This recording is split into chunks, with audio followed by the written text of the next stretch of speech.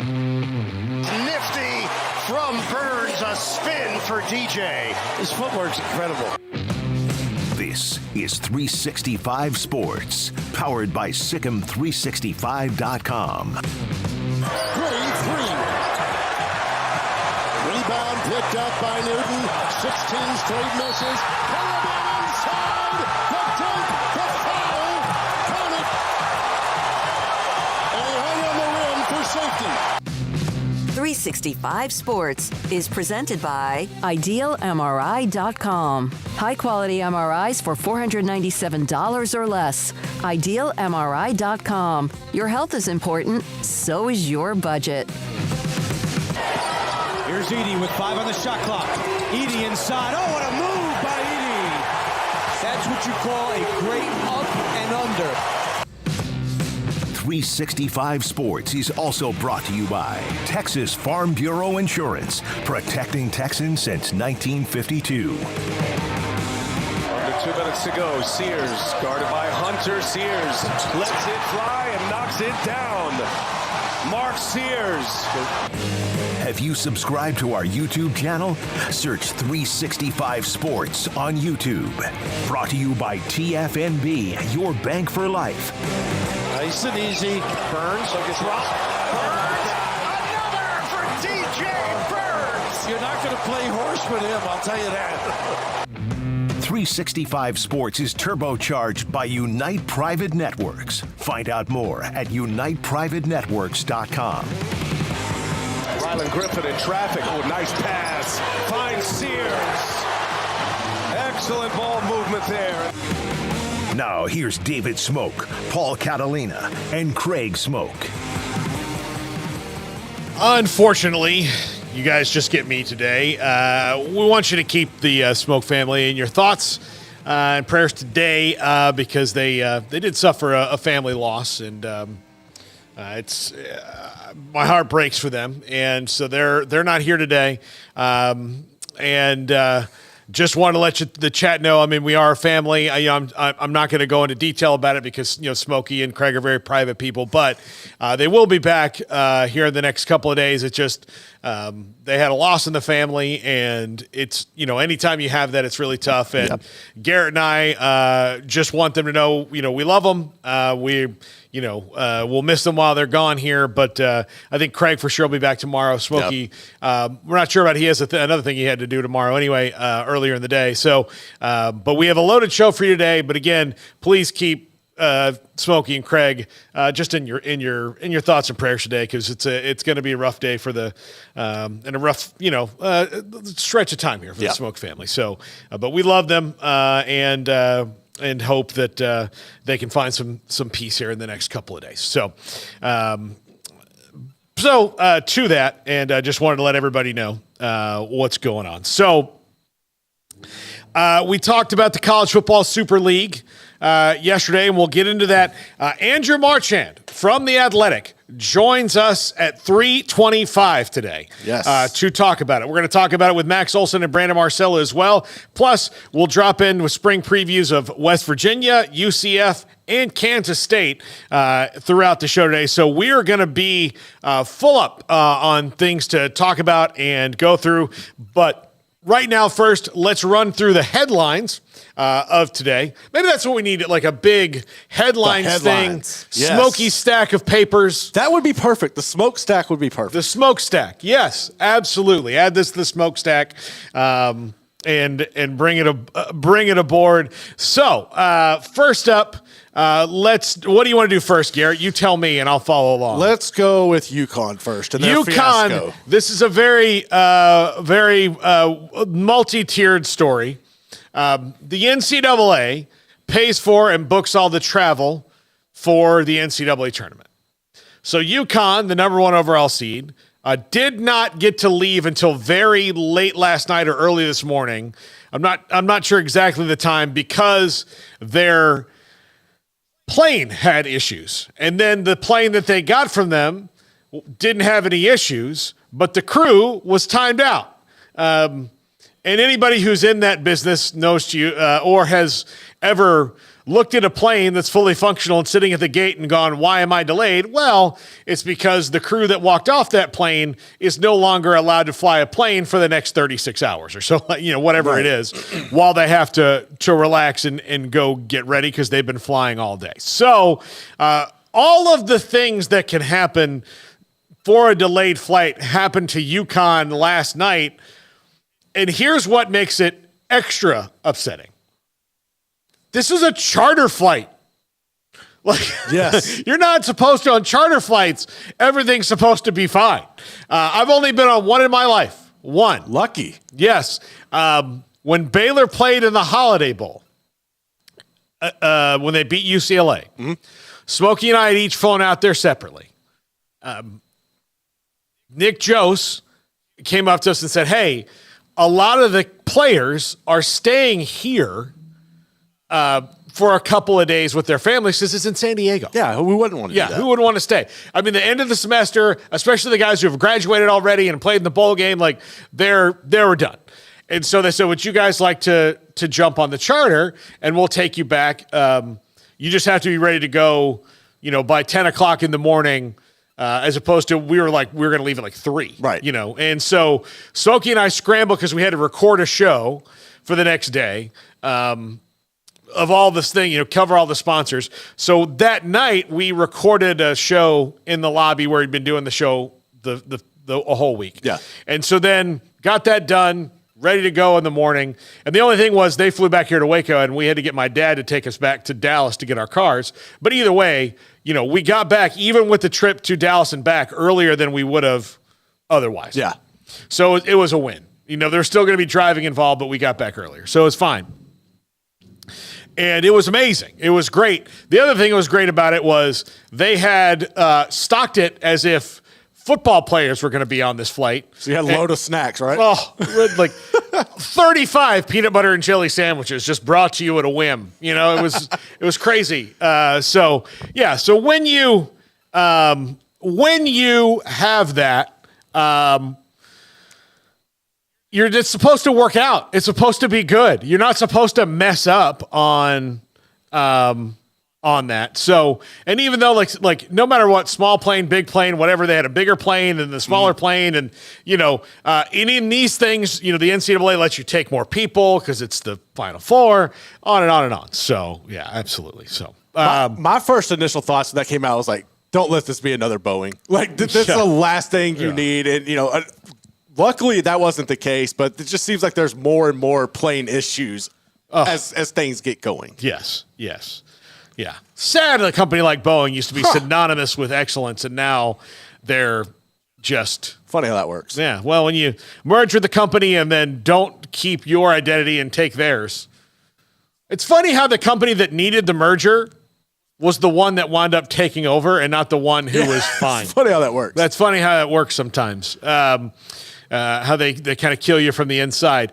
All right, Garrett, what's next? Let's run through the headlines. So right now we have, let's go MLB action. The A's. Yeah. They have finally decided they're going to play in Sacramento. In West Sacramento.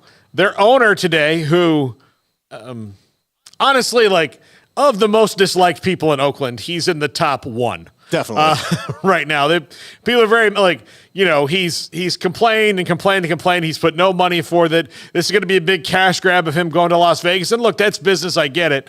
But for him to kind of crap on Oakland after, how little he's invested in the team for the fans over the years, I mean, it's just ridiculous, and they came up with Moneyball because of John Fisher. Right.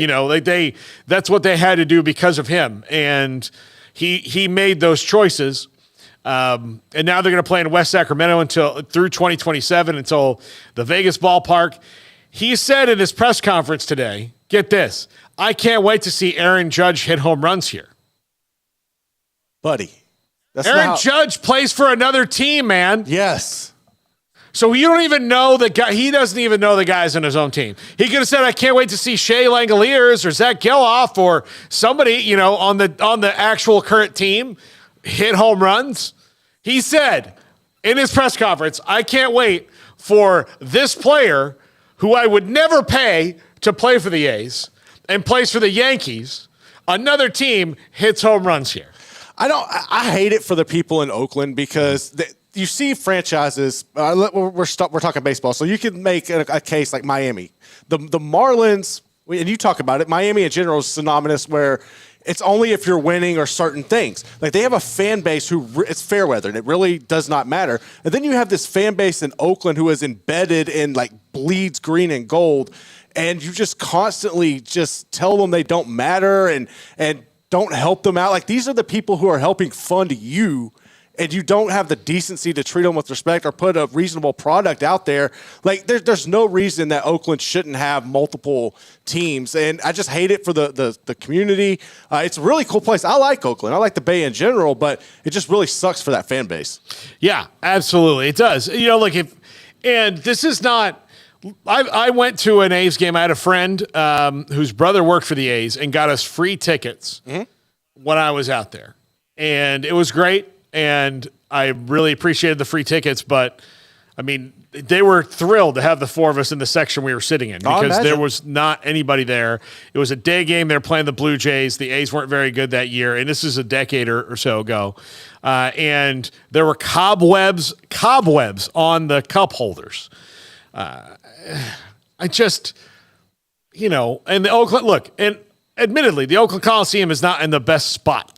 It's not in a neighborhood. But it's not a neighborhood you would do anything in, but go to the Oakland Coliseum. But that's most stadiums, though. But the rich guy has to pay for it, in my opinion, before the taxpayers do. Absolutely should. Yeah.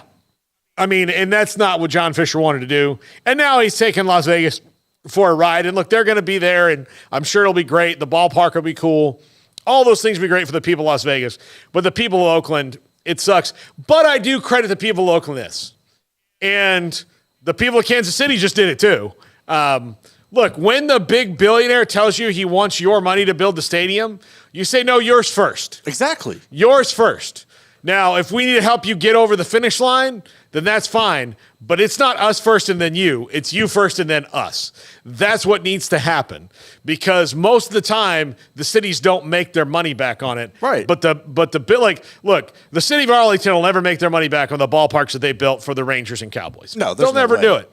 They'll never do it. The Rangers and Cowboys will. The Jerry already has. I mean, every time he has a Jonas Brother concert there, it's like, well, it's free money. Good deal. It's just paying it off even more. So that's that. All right, next one, Garrett. All right, let's do college hoops. Let's start here in Waco as Scott Drew's staff once again has a departure. Yeah, Coach Peterson on his way out just felt after 7 years was time to go, and he was the speaker at the Academic All-Stars last year.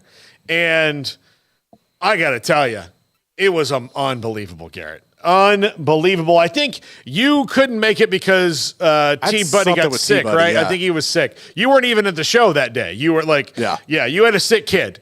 Parker was sick that day, so you couldn't go. This was absolutely one of the best ones we've ever had. And we've had, Grant Taft and Drew Pearson and big name guys. And Coach Peterson was so amazing.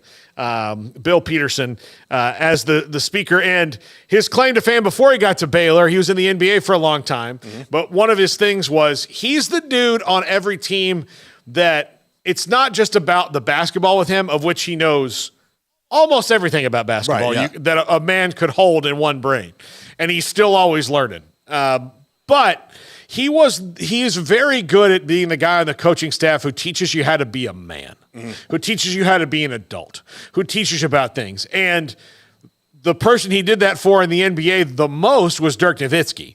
And he and Dirk still have a very close relationship. Dirk came here 18 years old from Germany, not knowing anything and being really wealthy. And even, there were some times in his life where Dirk made he got kind of roped into this weird relationship with this lady who was trying to steal his money, and the Mavericks had to kind of extricate him from that situation. Bill Peterson was the guy who kind of helped Dirk, move into America and understand the NBA and all that. And so, look, the picture on his bio is him and King McClure, and I can tell you right now, King everybody loves Bill Peterson. Also, he will espouse the fitness virtues of the jump rope to you. At length. And he's not wrong. He's not wrong. But, yes, Bill Peterson on his way to a time for him to move on. And, Scott Drew's staff has already lost John Jacobs. And, look, I'll tell you, Albert Brooks III is probably not far behind in the next couple of years. He's with a bullet. And so Scott Drew is not only winning games at Baylor, he's helping other schools win games too by training up these coaches. And but Bill Peterson, he's a special assistant to the head coach was his job, and he moves on down the line. All right, what's next, Garrett? All right, let's stick with coaches. Eric Musselman. Eric Musselman, official to USC. He leaves Arkansas. The Arkansas rumors circulate now around Jerome Tang, Will Wade, and Chris Beard. Now, we'll see. If I were them, the easiest hire to make is Will Wade, because you call him and say, hey, Will, would you like to come to Arkansas? Yeah. And there's no, buying him out or anything like that from McNeese. But is he the right guy? I don't think, based on what we've talked to, and we'll ask John Kurtz later on about Jerome Tang and his relationship with Kansas State, but he told us the last time he was on that he felt that had been repaired to enough to where they could move on amicably, and that these jobs that come open, he would. And also, let's just go right to Doug McDaniel then, who just committed to Kansas State, and Jerome Tang from Michigan. This is a big get for them. This is one of those things that Jerome Tang can do. He can go get a guy who's a 95 out of 100 ranking on the transfer portal on any service and bring him in. So Emaw gets a big win there. Not that Jerome Tang can't sign a player and then leave. Yeah. But I know him well enough to where if he was leaving, he would not have told Doug McDaniel for sure come to Kansas State. So I don't think he's going to leave Kansas State. I think he's fired his warning shots about this is how our relationship needs to go moving forward between him and the university. The Athletic, Gene Taylor, he and Gene Taylor are in lockstep. But, they're here. Yeah. The president and the athletic department are like this. But I think that he said what he needed to say and put out there what he needs to do. He's just not a guy, So I just when it comes to the Arkansas job, I think Jerome Tang would be an excellent, we know he's an excellent coach, but culturally, I think he fits Kansas State culturally better than what he would at Arkansas. I also think while everybody's got their own path and everything, the lure and the uniqueness of being able to coach against some of the people you came up with, the tight knit with everybody, Scott Drew, McCaslin, and everybody, I think that's something special too that he would want to hold on to.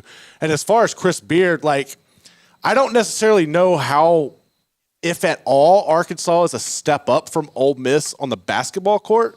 I know it is football-wise, but I think that might be a lateral move for Chris Beard. While it would definitely benefit Arkansas, and they could probably throw a little more money at him, I don't necessarily see that being a job you would jump to necessarily. But I think Will Wade, and I'm honestly open. I love Will Wade stan. But I am a Will Wade stan. But no, I think he's going to get back into the Power 5. But I think knowing the SEC, being able to navigate that, Arkansas would be a good fit for him if they elected to go that direction. Yeah, absolutely. All right. PJ Haggerty. Yes, PJ Haggerty from Tulsa is going to Memphis to play for Penny Hardaway. I wonder how long Penny Hardaway has to deliver on all this before Memphis is like, man, we're paying you and these kids a lot. 2 years max, I would say. Probably one, honestly, but 2 years max. I mean, he's gotten a lot of big recruits in there, and it's been a big fat nothing burger. Yeah. So I'm not saying he can't coach. I'm not criticizing his coaching ability, but all the things that they thought he was going to bring haven't happened yet. Well, I mean, it's probably the case of superstar trying to coach. You would think it would be a natural fit. We've seen it too many times over the course of sports in general in history. Sometimes it just doesn't fit. You can't, the expectations you have for your players and stuff that came easy for you, it's not necessarily the same way, and it's just difficult that sometimes it doesn't work out. And unfortunately for Penny, that's kind of the way it's trending in Memphis right now. Yeah, absolutely. All right. Let's do Mint Winter. Mint Winter. The state of Virginia has amended their NIL laws to allow the universities to pay the athletes directly, set up foundations, do all the things that they need to do. So this is, if you want government help, state by state, this is what's going to have to be, is to follow this Virginia law and allow the schools to do this directly. It felt like the NCAA wrote the first part of the other laws, and then the schools filled in they were like, okay, what does the NCAA not want? Yeah. Okay, they don't want this, and that. All right, now the rest of it, we're going to do whatever we feel like. Thanks for giving us those 3 rules, NCAA, and now none of the rules even matter. Exactly. So Virginia, who is at the forefront of the fight with the NCAA, also at the forefront of passing a law that makes NIL different. So I don't know, I hope this is the right thing to do, or this, provide some more structure to what we're going to see in the future of college football. I'm going to pause on saying good for Virginia. Right. Because we don't know yet. We have no idea. But I think you're going to see maybe a little bit more of this to where the NIL laws will change. And it's amazing how fast the NIL laws can get changed throughout these states, and other things can't happen. It's weird. Because we've seen it happen twice here in Texas already. But, Well, that's also going to go hand in hand with this, because the Super League, it seems like it's also coming. Right now you have Bob Thompson in a response to Stuart Mandel on what you see with the new Super League proposal of up to 80 schools. Yeah, and he says that initial thoughts, 80 is way too many. The top 48 moving up and out from current model will generate as much revenue as the 80 because the matchups will be consistently better. Likely nothing happens until the end of current conference CFP TV deals 2030-ish. Yeah, it's going to be there. The networks aren't going to do this until they're kind of made to. They're going to get their money first. They have the they're going to work it all out first, and there's already too much change. But yeah, so this is why you're not seeing longer than a 6-year deal in the college football playoff, because at the end of 6 years, this is probably going to be different. I think this idea has legs. We'll talk about those legs next with Andrew Marchand of The Athletic. This is 365 Sports. Cars priced right, day and night. Average your car in Texas. Trucks built for you, red, white, and blue. Average your car in Texas. Cars that zoom with lots of room. Average your car in Texas. Count on us, a dealer to trust. Average your car in Waco, Texas. Let the journey to financial brilliance begin with Genco's limited time offers. Max your earnings with a Kasasa cash account and get paid monthly with a 4.25 APY. That's $425 annually. Then invest in a 13-month share certificate and earn 4.9 APY. That's $529. Earn cash and outshine the rest. At Genco, we offer you the sun and the moon. Kasasa based on average daily balance of $10,000. Certificate based on $10,000 investment. See GencoFCU.org for details. NCUA. Waco Regional Tennis and Fitness on Lakeshore Drive is a premier elite life-changing experience where you can change your mind, body, and soul. Offering over 50 group exercise classes every week, including boot camp, bar, silver sneakers, and 10 cycling classes with morning and evening classes available. New state-of-the-art bikes that allow you to compete against yourself with a screen monitoring your speed, miles, resistance, and power. Personal training with Christy London, Randall Corley, Alex Botch, and Nathan Roach, where you will be encouraged and motivated to grow, losing inches in weight the right way. There's a kids club included with your membership, plus sauna and tanning bed. 16 tennis courts plus a beautiful stadium court, and longtime youth tennis pro Britt Coleman and assistant junior pro Kenna. Adult tennis lessons and clinics with Blake, and the commitment to pickleball with 8 courts and instructor Jody Thurman. Visit the website at wacotennis.com next to Hawaiian Falls on Lakeshore Drive in Waco. Automatic Chef Canteen is a full-service micro-market vending and office coffee provider with state-of-the-art vending equipment, a wide variety of products, and offering custom-fitted micro-market vending office coffee solutions for your employee break room. You want a full break room solution and a workplace oasis? Well, Automatic Chef Canteen, locally owned and operated for over 50 years in Central Texas, also includes in-house mechanics on call 24/7 for fast, reliable service and maintenance. Automatic Chef Canteen, 6900 Imperial Drive in Waco, or online at automaticchefcanteen.com.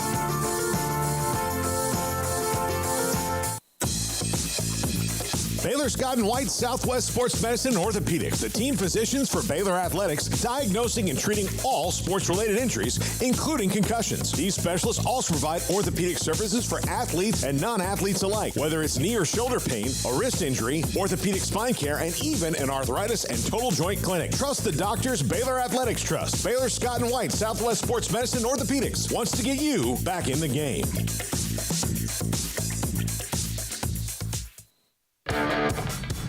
This is 365 Sports. The 3 o'clock hour is sponsored by Waco Custom Marketplace. Meats, sweets, Texas treats, and a cut above the rest. 425 Lake Air Drive, Waco. Welcome back, 365 Sports from The Athletic. There are several people who cover sports business well. But Andrew Marchand, John Outran, the two best doing it. We've had John on before. We've never had Andrew. Very excited to have him. Andrew Marchand from The Athletic joins us now to talk Super League and the column he wrote with Stuart Mandel that dropped yesterday. And Andrew, this is one of those things that has been talked about theoretically in all kind of separate parts of this many teams going to a Super League and relegation and promotion and collective bargaining, and now all put together. What would you say is the likelihood of people getting on board, or is this idea still too early to even know if university presidents and conference commissioners are down with this at all? So I think you can't really say for certain where everything's going to land. I think if you look at what their plan is, it does make a lot of sense to get to that. There's a lot of factors, but I do think there is a path because of what's oncoming, which, we found in our reporting, like I knew about, but the more you look at it, you can understand it. We all know about NIL. We all know about the transfer portal. We all know that there's a feeling that athletes are going to be paid. The one thing that I think is eye-opening when you go deeper into it is these upcoming lawsuits and what they could mean for schools, and how they're going to try to figure out solutions for collegiate sports. And the reason is these settlements or these cases could end up costing billions with a B, as in boy. And so you put all that in, then, then that kind of changes the chaos that could result, changes things.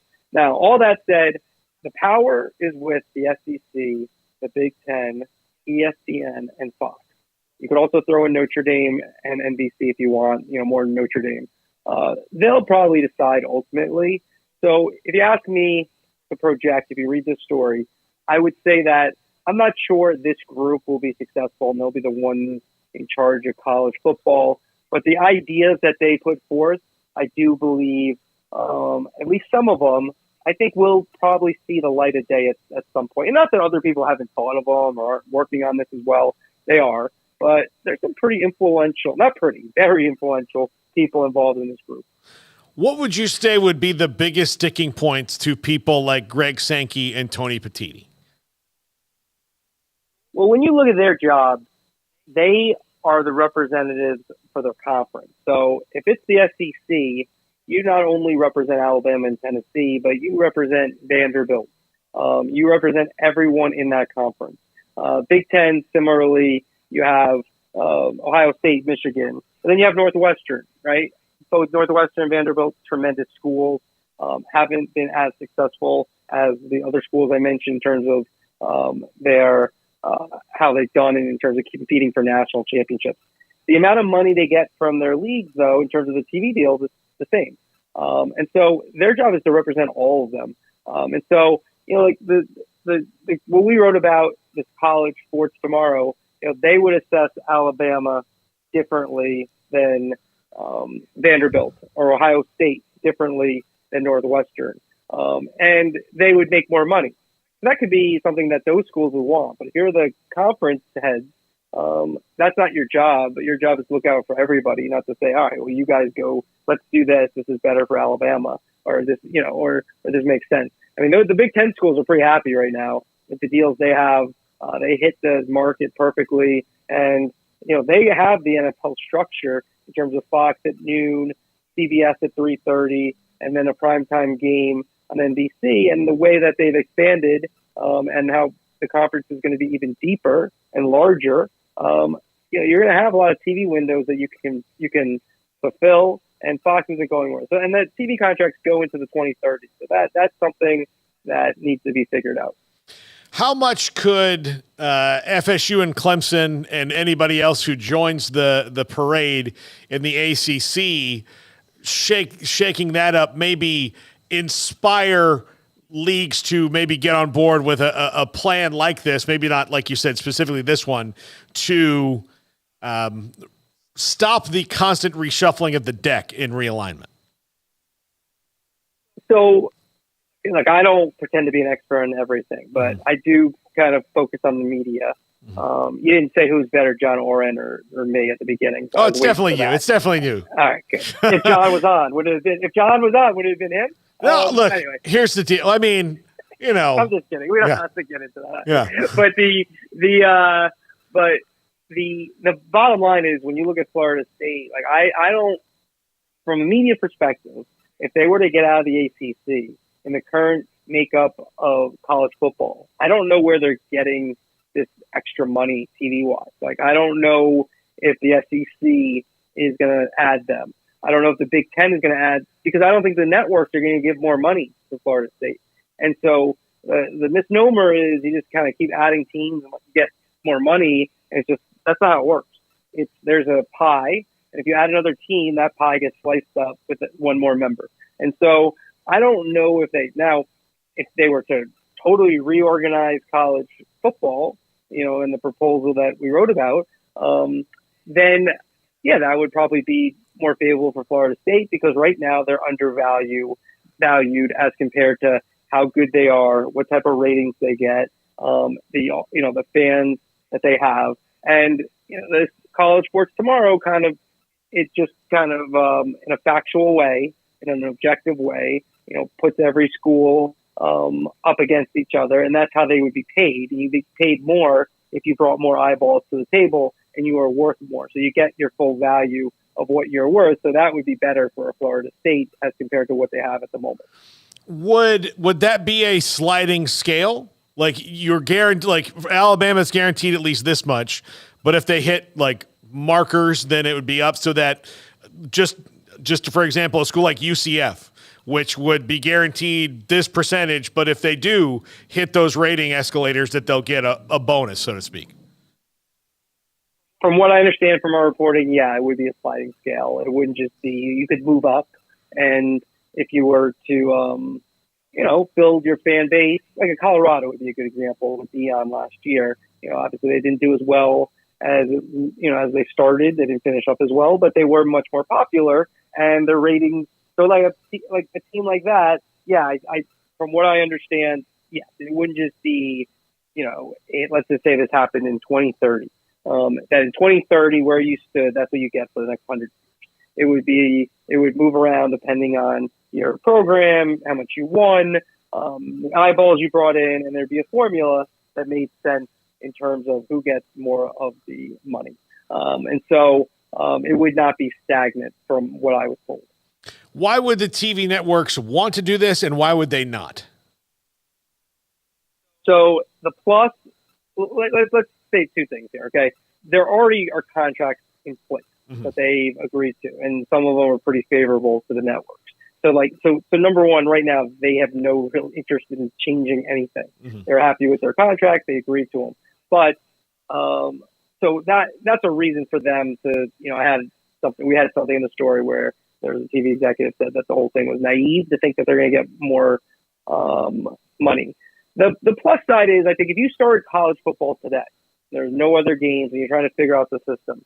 The system that the College Sports Tomorrow comes up with is a pretty good one, and I think it would be worth more. Like, I think you could organize the games better. Regional conferences again. You could have regional conferences. You could the way you pool the rating. Like if you look at like CBS and Fox, especially that 1:00 window on Sundays. There's a national game, but then there's also a lot of regional games, and then they pool the ratings together, and that's how you get your number that you sell your advertising against. That's an advantage, as opposed to there's three. At 1:00 on a Saturday, there's 10 games on. They're all competing against each other, so the ratings are lower, and your ad rates are lower, and how much money you get is less, and it's better most likely if you pull it together.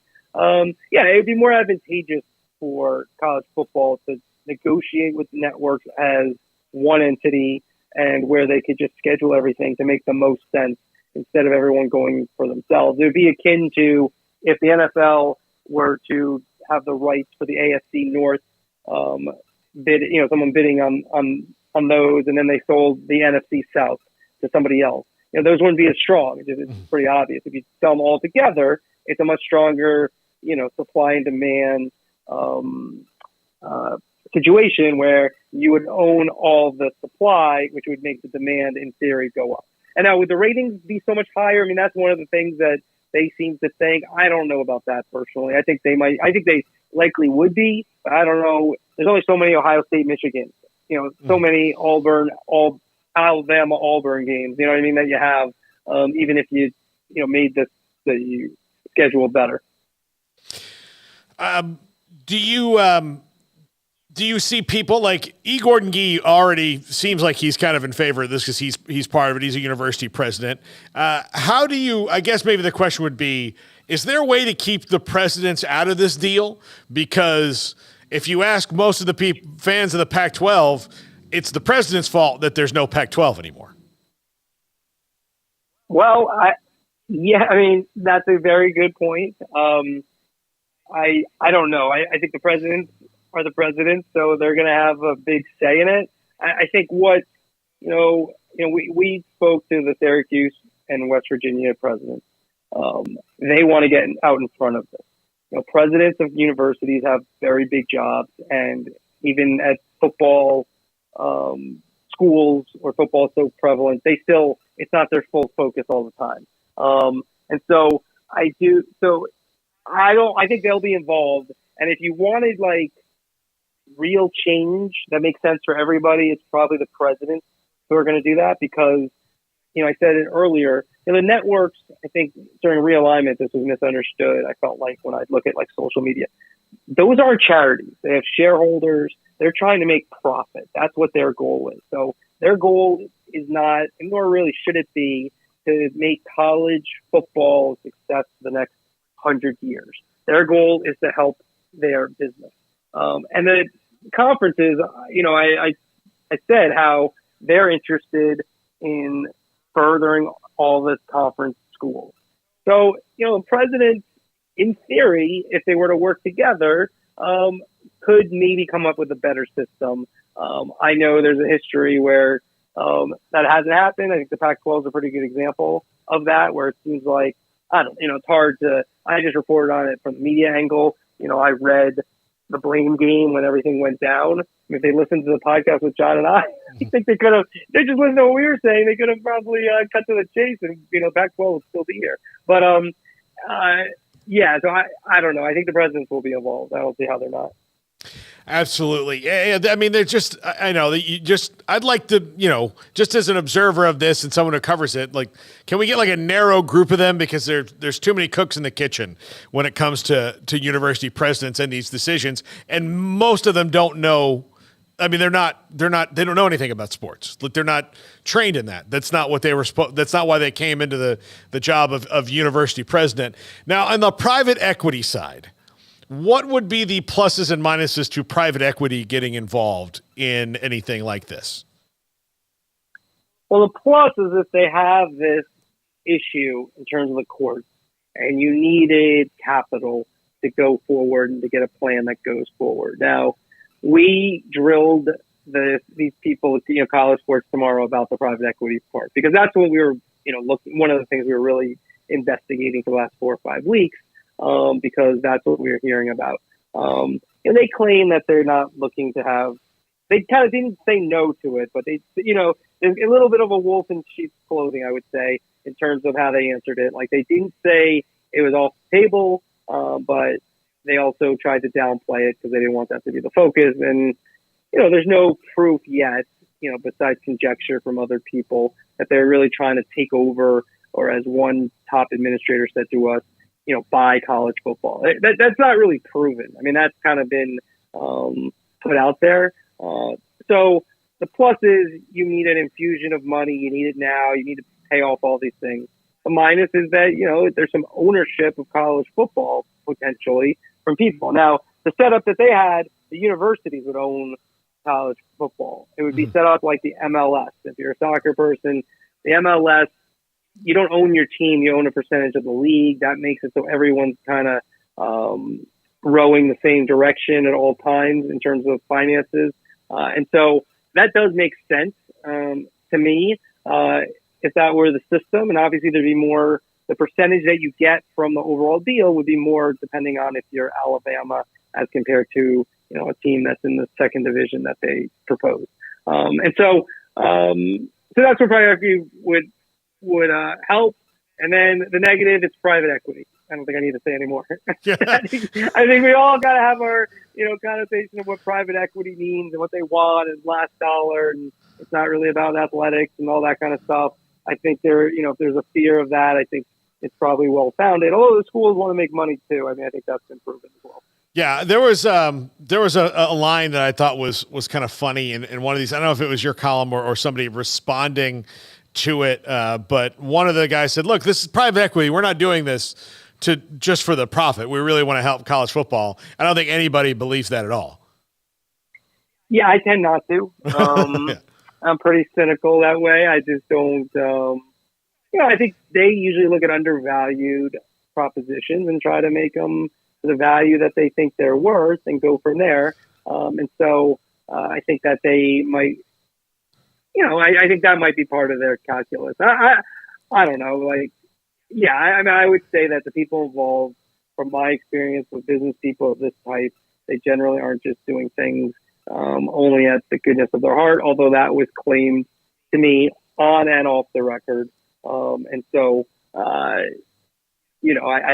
can't call them I'm not going to call them liars. They seem pretty sincere about it, but we'll see where things go. And I definitely wouldn't rule it out that private equity plays a bigger part than they're letting on at this point. Because once you say that, I think it's gotten. They did better because they went on the record with us, which we had a story without with them possibly just, going to decline comment, which, we were trying to, if they did, we were anticipating, and we had put together a story and we told them that, and, we preferred them on the record, and they went on the record, which made it better for us. And I think for them as well. So I think the reaction, it's hard to say the overall reaction. I think there's been some really good reaction. People are like, this is a good idea. And then there's been some kind of some kind of super league or private equity or NFL persons involved, or just like, I don't want that. But here's the thing. You can long for yesterday, but that's gone, right? Mm-hmm. And so they're calling themselves tomorrow. I do think you have to think about tomorrow, and I think getting ahead of these things is smart. I mean, I do think they thought about it, and when they explain things to me, it does make a lot of sense. Now, is it doable? That's another question. Yeah, college sports yesterday has been running college sports forever. So college sports tomorrow is long overdue. Andrew, when you started covering sports media, I'm sure it felt kind of matter of fact at the beginning of these things are getting bigger and, NFL, NBA, Major League Baseball, TV deals, guys moving around job to job and things that have interest. Could you have ever imagined the interest in your niche of the sports media in the business side of this getting as big as it has when you started reporting on it? I mean, not to be like I could. I mean, I kind of, because I kind of understood some of the things. I think the one thing that's a misnomer, and I've said this when I talk to people about, new jobs and, getting back into this and all that kind of stuff, because I was at ESPN for 11 years covering mostly baseball, is that, it's like today I'm a college football writer. It's about the media, but it's a college football writer. Tomorrow I might be, today I also wrote a story about NFL Network, so I'm kind of an NFL writer. And so it just cuts through, and it also, like, the media runs sports. If you go back to the realignment, I mean, that was all media. Not that, I think it's a little misnomer like Fox and ESPN were pulling every string. I think that's wrong, personally. But their money behind it is why decisions were made by the conferences. If you look back during COVID, the reason they played a certain amount of games in baseball and hockey and the NBA, those are to fulfill certain contracts, so they got paid in full. And so I could keep going on and on. You look at the 100 most watched TV shows. Now, mostly they're the NFL, like 92 to 98% of them are. But that's what's running things. That's why players are paid so much money. And so, and in this case, the media and especially the networks are going to have a huge say on the future of college football. And they have pre-existing contracts that are going to have to be, if anything happens in the next, 5 to 6 years, the TV contracts and what's in place are going to have to be accounted for. And what we wrote about, and we mentioned it, that the TV networks are going to have to be brought in if this idea is going to work, and they're going to have to be satisfied because they have some good contracts that they're not going to just rip up because, oh, you guys want to do a new deal? They're not going to pay more money for a lesser product. They have their loyalty is to making money for their shareholders and running a business. So to answer your question, people are interested, and people are interested in a lot of things. It's very interesting. I try to write it as, try to make it as fascinating as possible for people when they read and easy to understand. Yeah, Andrew, and that's, you do a great job at that, because again, like those of us on the show, we're in the sports media business. We feel like we understand it, but then there's just so many levels above and around and things you never even consider, especially when all this realignment stuff happened, that you need somebody to educate you on it. You do a great job. Thank you so much for being on the show. We've wanted you on for a very long time, and so great to finally have you on the show. Great stuff, and really loving that you're on The Athletic now and adding to that great staff. Great. Thank you very much. Yeah. You're welcome. That's Andrew Marchand of The Athletic. We have Garrett wanted him on the show for a very long time. So Smokey got that done, and really bummed that he and Craig weren't here to be a part of that because really they wanted to. But yeah, that'll be on if you're local here and you missed any part of that, most of it'll be on 365 Sports tonight later. Oh, yeah. We have a bit of a shakeup in our programming. I'm waiting to hear back from John Kurtz, but Max Olsson's going to move to 5:15. So we're going to, when we get to the 4 o'clock hour, we're going to have to or 5 o'clock hour. We're just going to have to, make it work. We'll make it work. It's going to go. But 5 o'clock is going to be great guest after great guest after great guest, and Max Olsson and Brandon Marcello back to back talking Super League is going to be pretty awesome. So we'll take a break out here. When we come back, we'll kind of break down a lot of things he said in that interview. I'll also get your comments on it from the chat and move on into the next thing. We haven't even talked about basketball today really at all, other than in the headline segment right there at the front. This is 365 Sports.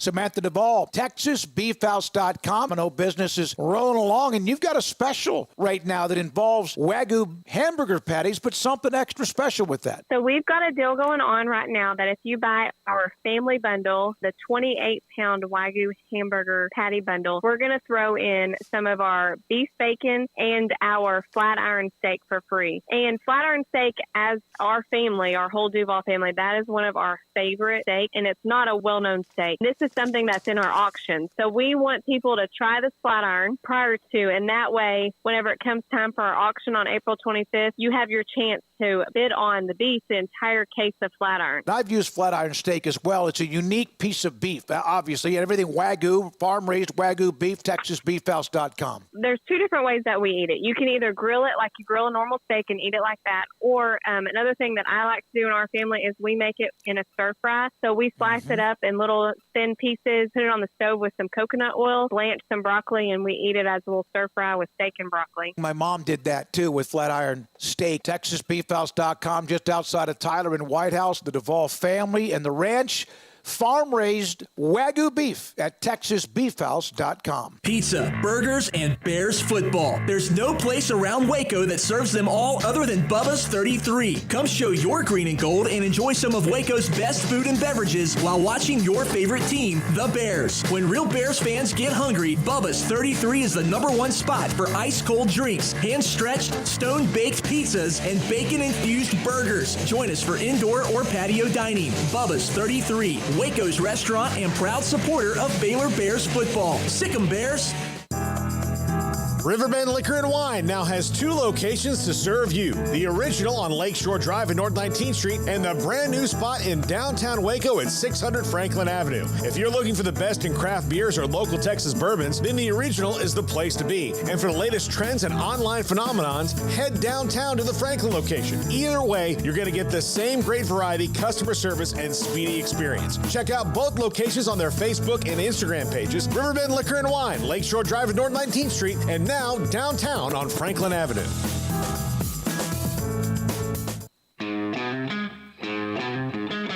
This is 365 Sports, powered by Sikkim365.com. Enjoying the show? Hit the like button and subscribe. Thanks once again for tuning in whenever you do here to 365 Sports. We appreciate the growth that you've given us, and we try to grow more and more each and every day. So, and Andrew Marchand being on was great. We have no guests for the next 30 minutes. And then after that, we have guests. Yeah. We go Jed Drenning, Brandon Helwig, and John Kurtz into our spring football series. And then we're going to dive back into our Super League series with Max Olsson and Brandon Marcello. And then tonight, 365 Sports Tonight will be a Super League special. We're going to do those 3 guests together. So that should be really cool. If you haven't seen that and you want it like condensed, I might even have Emery put that whole thing up as a 1-hour thing on the channel and see how that does. Super League special. I like it. Yeah. That way we can go through it. I've reached out to Sam Kahn. Sam Kahn wrote a column today how an 80-team, 8-division college football Super League would have looked like last season. And I've reached out to Sam about doing tomorrow, and I hope he can. It was one of our favorite guests anyway. Yep. And we can talk about this and spring football, obviously, because I'm sure he's made some rounds already. All right, so here are the 8 leagues. Okay. And I apologize that this is going to be me listing 80 names, but I will go as efficiently as I can on this. We've got time. Let's do it. For now, we do. And I think this is the kind of content that, makes many of our viewers just go, yep. So, and if you know what that gesture was, you're sick. Everybody does. Everybody does. Anyway, so the ACC would have been Florida State, NC State, UNC, Clemson, Duke, Maryland, Georgia Tech, South Carolina, Yeah. Virginia, and Wake Forest. The Big East, welcome home. Resurrected. Yes. Louisville, Notre Dame, and I'm sure Notre Dame maintains independence in this, Right, but this yeah. is the division. They got to be in a division in this new thing. Louisville, Notre Dame, West Virginia, Miami, Virginia Tech, BC, Rutgers, Syracuse, Pitt, and Cincinnati. That makes a lot of sense. Yes. Except I've never understood the whole Miami aspect because they seem like the outlier so far down south. Yeah. That's what kind of always bugged me with them, even way back when they were in the Big East. Yeah. I don't think the other one would complain about like a Wake Forest for Miami trade. Right. Although all the North Carolina schools are there, all together in the ACC, because that's the North Carolina Conference. Yeah. Pretty much. There. Okay. The Big Ten. Michigan, Ohio State, Penn State, Iowa, Wisconsin, Minnesota, Illinois, Purdue, Michigan State, Indiana. I like it. All right. And I'm sure you're going, there's a team missing in there. The frequent flyer division. Ooh. This is the frequent flyer division. And this is where this is mostly the Big 12 and then a couple of others. Missouri, K-State, Kansas, Utah, Iowa State, Northwestern, UCF, Nebraska, BYU, and Colorado. That would actually be a really fun league. Yeah, UCF is the huge outlier in that one, I think. UCF and BYU, Utah. But, again, you're trying to group these together as reasonably as possible. The Pac-10. Washington, Oregon, Arizona, Oregon State, USC, UCLA, Cal, Wazoo, and Stanford. Are the Arizona schools? And Arizona State, yes. Arizona schools are both in that one. Basically, the Pac-10. What it was. Basically, the Pac-10. Like, that was an easy one for him to figure out.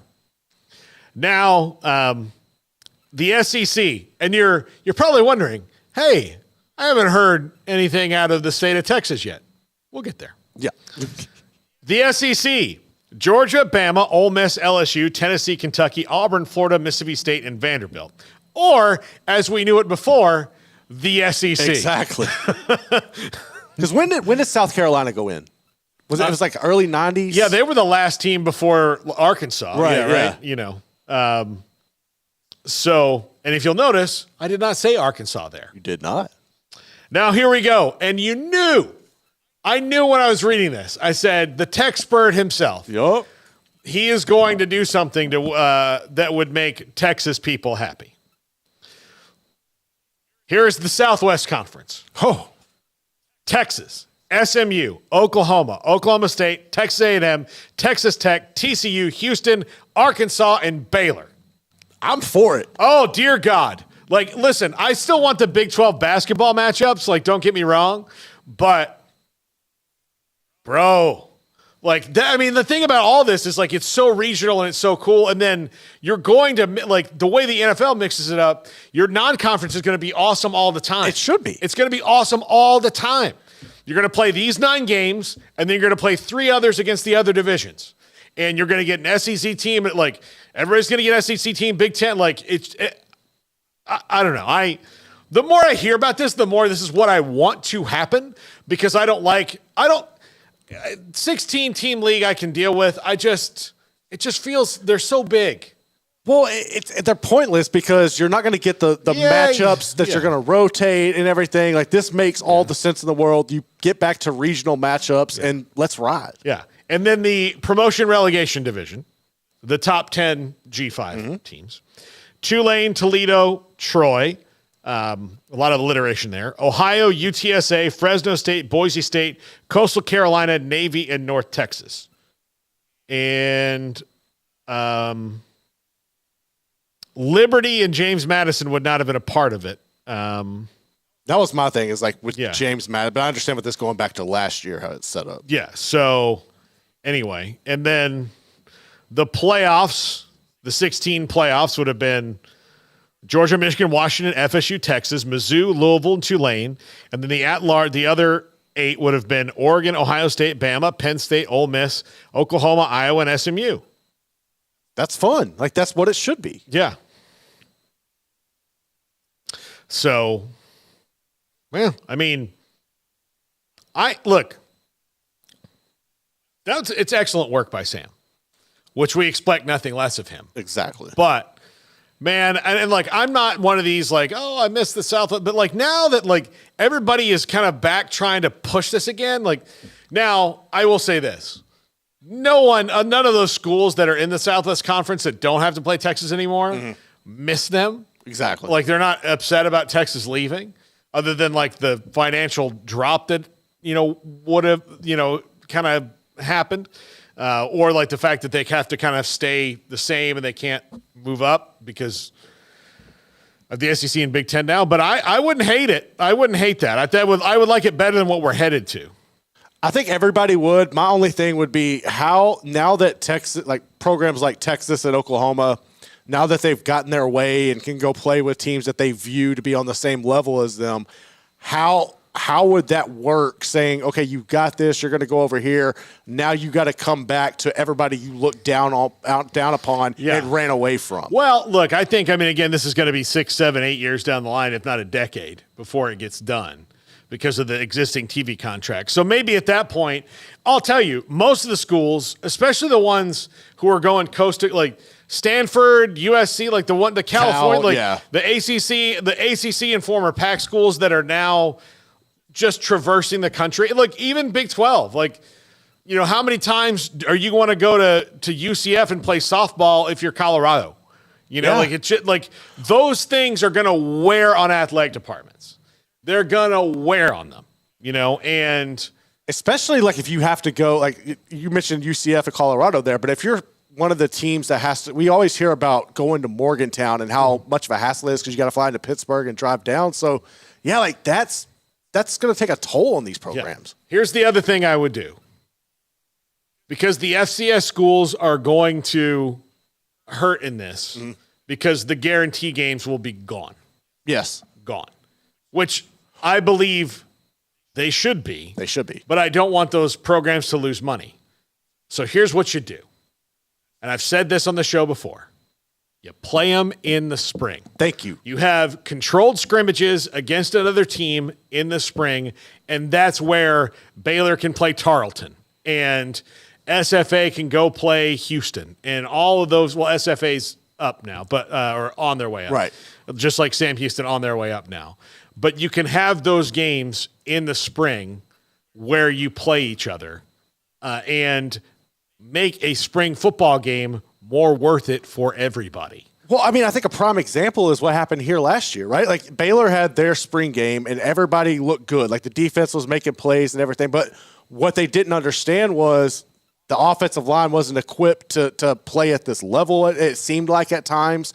So all of that would be fixed by actually playing against somebody else and being able to kind of check in, just like checking boxes, checks and balances against another program. And then like that probably couldn't have happened. You could have identified an issue, handled it through the transfer portal that's going to open up. And I think it could have benefited a program like Baylor last year if that would have been the case, that you scrimmaged somebody beside yourself. Yeah. All right, just a couple things, and we'll take another break. From Kim Coulter, I think he means there can't be rational thought allowed where the SEC and Big Ten are concerned. They must control you because you are inferior. You must not succeid, nor shall you be equal. And yes, that is corporate overlord behavior. That is what that is. So, I like that, Kim. Okay. Adam McDonald, I'm going to answer 2 of your questions here. Okay. He's just got them coming so fast, but I'm doing my best. He asked about would G5 teams be in? Yes, 10 of them would be, and the 10 would be revolving based on promotion and relegation. That's how it works. So there would be 10, and those 10 would not necessarily be permanent unless, nobody earned promotion and nobody, but that's not how it works. Like even in soccer every year, but like unless, nobody hit those benchmarks, but probably, every year there's going to be a team up and a team down. And so you can move up and down. It allows people to separate anyway. So no G5s are protected from relegation. None of those teams that are in that 10.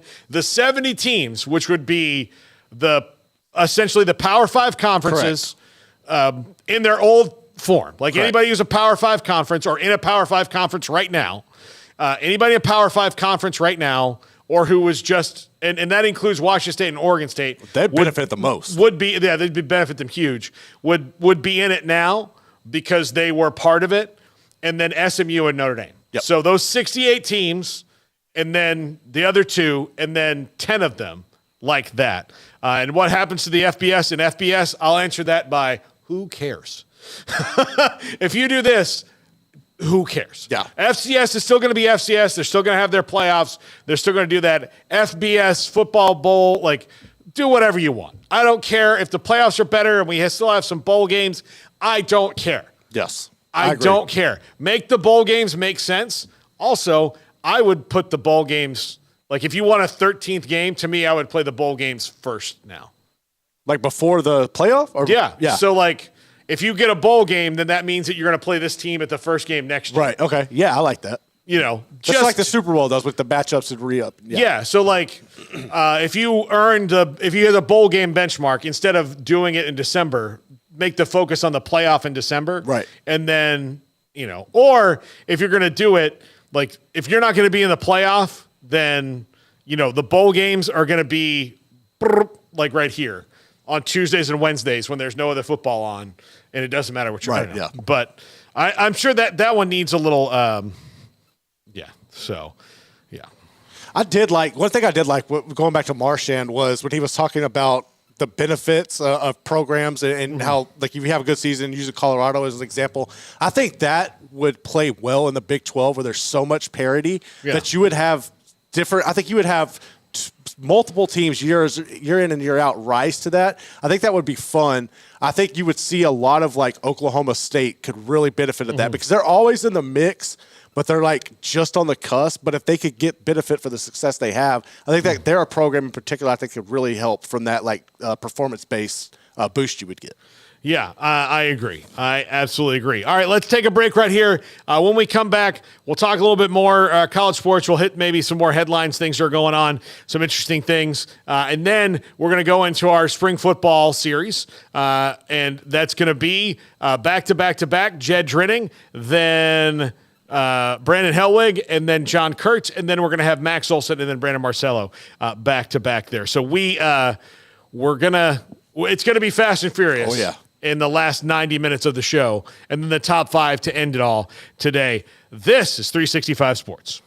It's Dodge Power Shot Days at Allen Samuels in Waco. Experience the adrenaline-pumping performance and cutting-edge technology of Dodge. From the sleek and stylish 2023 Charger to the performance and muscle of a Challenger to the bold and rugged Durango. During Dodge Power Shot Days, we're offering amazing deals and special incentives that will make driving a new Dodge even more exhilarating. Don't miss out on these exclusive savings. Visit Allen Samuels in Waco today and unleash the power of Dodge. Come by. Let's be friends.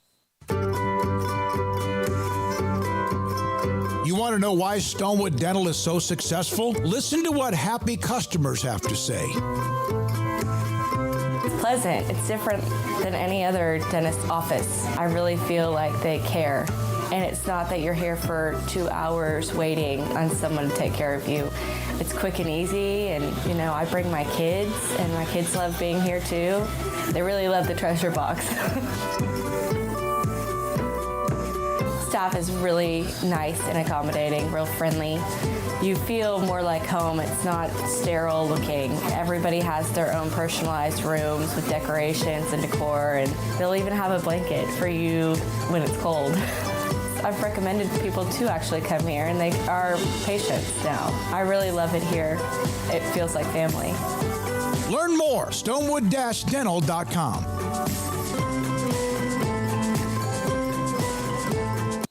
At Ideal MRI, we feel blessed to be part of the Waco community. We're a small family business here in Central Texas. At times like this, the cost of healthcare has never been more important. And unfortunately, significant illnesses and injuries still occur. And that's why Ideal MRI is open and here to serve you through this difficult time. So if you need an MRI, ask your doctor about Ideal MRI. You can schedule online in minutes at idealmri.com or call 833-IDEAL-MRI.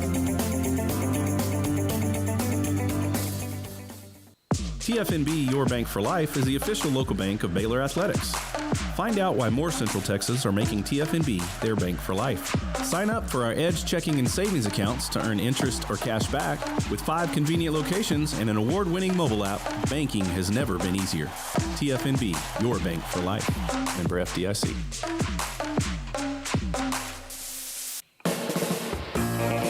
This is 365 Sports, powered by Sikkim365.com. The 4 o'clock hour is sponsored by Boozer's Jewelers, the wedding ring store, specializing in custom jewelry and repair, all in-house. Now here's David Smoak, Paul Catalina, and Craig Smoak. Again, the Smokes are out today. Craig will be back tomorrow. I'm not. Smokey might be. So again, just keep them in your thoughts. And I'm just gonna say it again. We love you both. Yep. Our thoughts are gonna be with you here over the coming weeks. Anyways, Garrett. Since Max Olsson will now be with us about an hour or so from now, we have moved him to 5:15. And you have a tweet here about December 21st of this year. So Daniel Kaplan has this out here. So December 21st, you are going to have the 2 NFL games and 3 college football playoff games competing on the same day, which I never thought anybody would ever challenge the NFL in something like this. No. I'm happy that they're doing it. Look, and I hope they find a way to look, here's the deal. The ratings are going to be lower for the college football playoff games than they will for the NFL games because that's how the NFL works.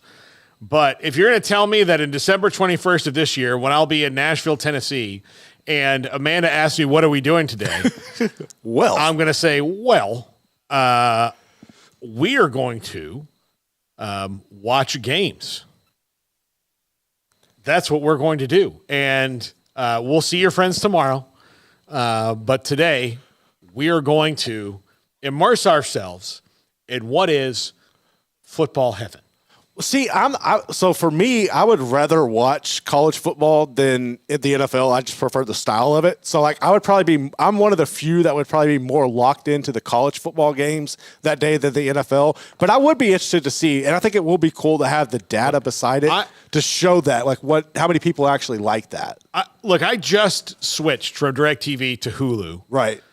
And I didn't do YouTube TV because Amanda wanted some channels on it that YouTube TV currently doesn't offer, which is fine. The price is like the same. It's like almost all the same, especially when you start adding on the stuff I add on, like sports and the Sunday Ticket, which I would on YouTube TV, all that stuff. But that's going to be a great day for YouTube TV where you can go for. Oh, I didn't even think about that. Yeah. So. And all of the games are going to be on at the same time, right? Because, the NFL games won't be on at the same time. Right, but like, they'll stack them. Yeah. So there might be a short time in December where I sign up for YouTube TV just so we can do that.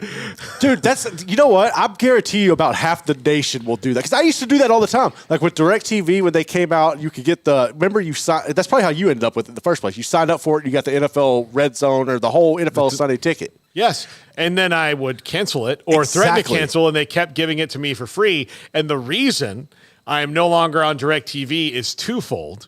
One, the Sunday Ticket is gone, and they can't give it to me for free anymore.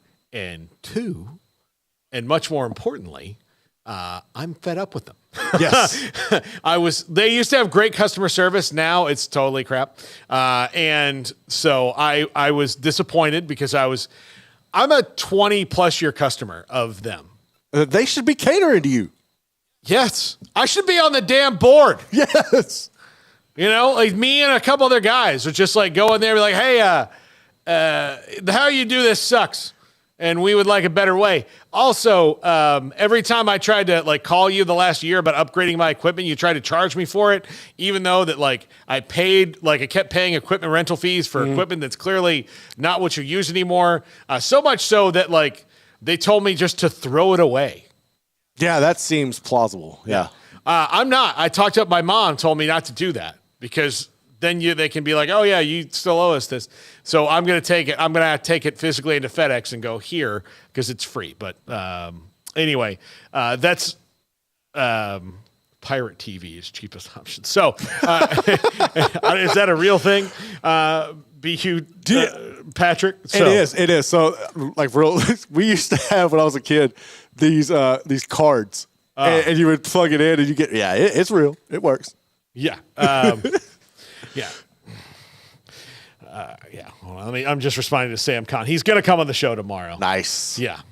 He's going to come on the show tomorrow. So his conference, on point. Like again, that frequent flyer one has to be a little bit tough. That's a little bit tough. But somebody was going to get lost in the shuffle there, and that's also just like a first draft, right? Like, it's going to look a little different. There's going to be some negotiation. Although if they just said, "Here, thanks, Sam.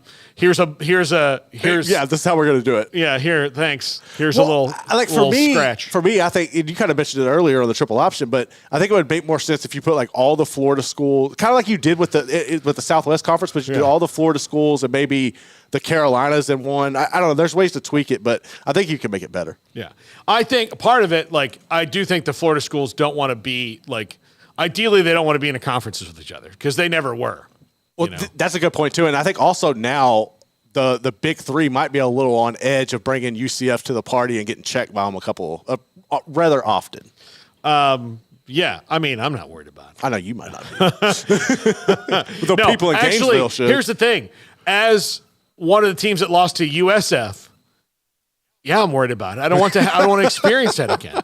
I was able to look down my nose at USF, and now I still kind of can, but they have that one, that one little day. It's that reminder. It's kind of what we were talking about UCF and Kansas in basketball. Yeah. I always think about this because Florida State played USF twice. They beat them once, and it was not a great game when they won, and they lost to them in a game where they couldn't score against Jim Leavitt's defense, and they gave up like 3 big plays. Like they didn't nobody did anything but like the 4 big plays that were touchdowns in the whole game. Yeah. Otherwise, it was a defensive struggle. And before the game, they go down to Jim Leavitt, and he's like, "This is the biggest moment in our university's history." And at that exact second, I went, "Oh." You felt like Michigan. Oh, I don't, because Florida State was so like, they were so disgustingly average at that point. Yeah. It was towards the end of Bowden's tenure. And I remember him saying that, and I was like, oh, God, this is not good. Never because, like, if you went to Bobby Bowden and just right after that and said, hey, Jim Leavitt just said this is the most important game in your program's history, what is this rank to you? He'd be like, you're going to have to give me a minute to respond to that because I don't count that high. Yeah. And I'm not knocking USF in that moment. It was true. And that's where they had the advantage. And Jim Leavitt told them, like, these dudes are fat and happy. Yep. And they don't respect you. They don't care about you. This is the biggest moment in our school's history. And I want you to go and shove it up their ass. And that's what they did. Well, I think you can make this like that's kind of how I think Kansas would approach those Texas games and how they were able to get them and be a thorn in their side because they did not give a damn. Yeah. No. I mean, what did they have to lose? Exactly. And then Texas was so about it. Yeah. Right? Like, oh, it's the one thing, like, look, I know the season's not going well, but we can't lose to Kansas. We can't lose to Kansas. We can't lose to Kansas. Oh, we're losing to Kansas. Mm-hmm. Like, that's just how it is. Like, whatever you do, don't think about a zebra. Well, now all I'm thinking about is zebra. Yeah. Like, okay. It's just one of those things. It's just such a trick. Here's some other, on Stephon Diggs today. I want to get this in before we break for Jed Drenning. The Texans voided the final 3 years in his contract, allowing him to become a free agent after the season. So it's going to motivate him. And guess what? If he's really at the end of his rope, they're not at the end of the road. They're not tied to him. It's interesting. I'm kind of surprised he would agree to something like that. No, I think he wanted that. Oh, he did? I think he wanted that. Okay. Yeah, he wouldn't have done it. Like, that's what he wanted. He didn't like, one of his conflicts with the Bills was he had 4 years left on his deal last year, and he was like, well, you just want to go like year they're to not year. going to they're not going to redo it. Like, the deal, like, he wanted a new contract. Well, the Texans make it to where this works out for everybody. Right. And maybe he comes back, but then he hits the open market. What I think he wanted to do was actually hit the open market. So, look, he can be an assassin for him. Yeah, but I mean, like, if you go and light it up and you have you build a good rapport with CJ Stroud, who's going to be there, you might not want to leave. So I like that for him, actually. Yeah. But so his contract, when he signed in 2022, which was only 2 years ago, his contract extension has now become a 1 year, $43.1 million fully guaranteed contract. Yeah, and the Texans have the cap room to do so. That's impressive. It's a lot of money. God. Yeah. The Cowboys will never have that kind of cap room. Never. No, I just as far as They're people so bad being at the so math. business savvy, like I will never understand the dysfunction within that organization. Yeah. I mean, I enjoy it, But okay.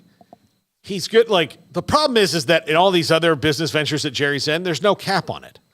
There's no Good he doesn't have to fit within he doesn't have to fit within a budget. Like, he doesn't have to go, okay, this, not that he doesn't, but like he doesn't, there's no rules. Right.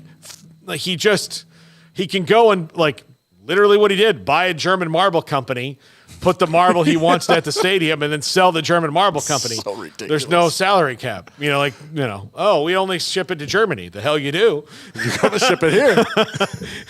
You ship to Arlington, Texas right now. That's what you do. And I'm sure there's some of that Aaron Highland Park as well. Oh, yeah. When we come back, Jed Drenning, the signal caller, West Virginia, talks about their spring, what they're looking at, what is changing, and how they follow up a year where everyone doubted them And now here they are. Plus, I want his thoughts on the basketball hire as well, even though he's more the football guy, but he's Mr. West Virginia. Well, he's not. That's Hoppy Kercheval. If you're from West Virginia, everybody knows Hoppy Kercheval. I used to do call-ins on Hoppy's radio show during Baylor games, and it was all you get on, and you come on and give like a 3-minute, like 2-minute like quick recap of what's going on. So I'd be like, all right, Baylor just scored a touchdown on a 10-play 77-yard drive that took 4 minutes off the clock. It was a Terrence Ganaway 28-yard run that sealed the deal. TCU has the ball now. And Seth Russell is being looked at, or on the sideline with an elbow injury. And then he would ask me like 1 or 2 questions, and then we move on. And then at the end of the day, I would get a direct deposit for like $100. Are you kidding? Yeah, man, it was a great gig. I like that. So I was doing the internal PA at Baylor. Yeah, I was asked to stop doing that by one guy, and I was getting paid $50 a game. An hour and a half later, I got that gig, and it was twice as much. Woo. Sometimes more based on how many you had to do. Yeah. One time, I did a Baylor game. I went down and went to an A&M game and did that one too. Nice. I love it. I said, yeah, you got even A&M? He's like, no. I said, well, the Baylor game will be over at 2. A&M doesn't kick till 7. I'm going down there. So I'll do it from there as well. So, and that game, I was not in the press box. I was just in the stands. I could just go back in the concourse and make the call. That's awesome. So, yeah. But yeah, so I just had to make sure that when somebody said, "Hey, do you want a hit of this?" This is a whiskey cocktail I made in my car. I'd be like, "No, I'm good. Just hold off. Give me 5. Yeah, West Virginia, West Virginia, mama. Oh, you want to know the score of the game? It's 7-7. A&M's winning." Stuff.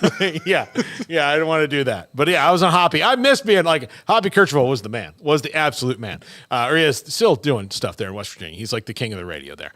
When we come back, Jed Drenning, one of the awesome guys in the radio biz in West Virginia. He'll be on the show next. This is 365 Sports. Looking to connect with Baylor alums in your area? Baylor alumni can help. Looking to host a watch party in your city? Baylor alumni can get you started. Want to step out in your community and serve with other alums? Baylor alumni is your connection with the university and each other. Let's get started. Learn how at baylor.edu/alumni. Thank you for calling your local Marco's Pizza. We're turning up the heat with our new Reaper Cheesy Bread. Fresh, house-made dough is topped with a spicy cheese blend infused with jalapeno, habanero, and Carolina Reaper peppers. At only $5.99, this limited-time product is a hot deal. Add it to your order while you can. A Marco's team member will be with you shortly. Marco's Pizza. Pizza lovers get it, and that offer on the Reaper Cheesy Bread is available right now at any of the 5 Marco's Pizza locations in Waco, including Belmead, China Spring, Robinson, Woodway, and Hewitt. Order online at marcos.com. Call for a pickup or delivery. Marco's Pizza is turning up the heat with their all-new Reaper Cheesy Bread with fresh, hot, house-made dough topped with a spicy cheese blend infused with jalapeno, habanero, and Carolina Reaper peppers, and only $5.99 and for a limited time only. Marco's Pizza, the fastest-growing pizza brand in America, 5 locations in Waco, and the new Reaper Cheesy Bread. Marco's Pizza. Pizza lovers get it. With so many companies and policies out there, it gets so confusing shopping for insurance, and I never know if I'm getting the policy that's right for me. Luckily, I met the team at the Niche Group Insurance Agency. With the Niche Group, you can go to one company and get access to coverage options from many insurance carriers, and you get to speak to a real person about your specific coverage needs. With the Niche Group, I know I'm getting the right coverage at the right price. If you need insurance, talk to the experts at the Niche Group at 1-800-258-8302. Did you know that 1 out of every 4 men have symptomatic low levels of testosterone and don't even know it? And if you think you're too young to worry about it, guess again. Low T levels can make you feel tired and grumpy, raise your cholesterol, and cause weight gain. Petty Clinic Low T can set up same-day blood screening and results. So if you're tired of being tired, call or go online at pettycliniclowt.com. It's a private clinic with an atmosphere catering to men. Affordable, only $165 a month, including lab work, office consultation, testosterone injections, and follow-up visits, compared to $300 or more a month in Dallas or Austin, and you don't have to drive 90 miles one way or the other and fight the traffic. Petty Clinic Low T has board-certified physician consultations that will provide the best form of brand-strength testosterone. Contact Petty Clinic Low T for increased energy, improvement in sexual desire and performance, mood, concentration, even a decrease in body and belly fat. Just off Highway 84 and Old Hewitt Drive in Woodway, PettyClinicLowT.com.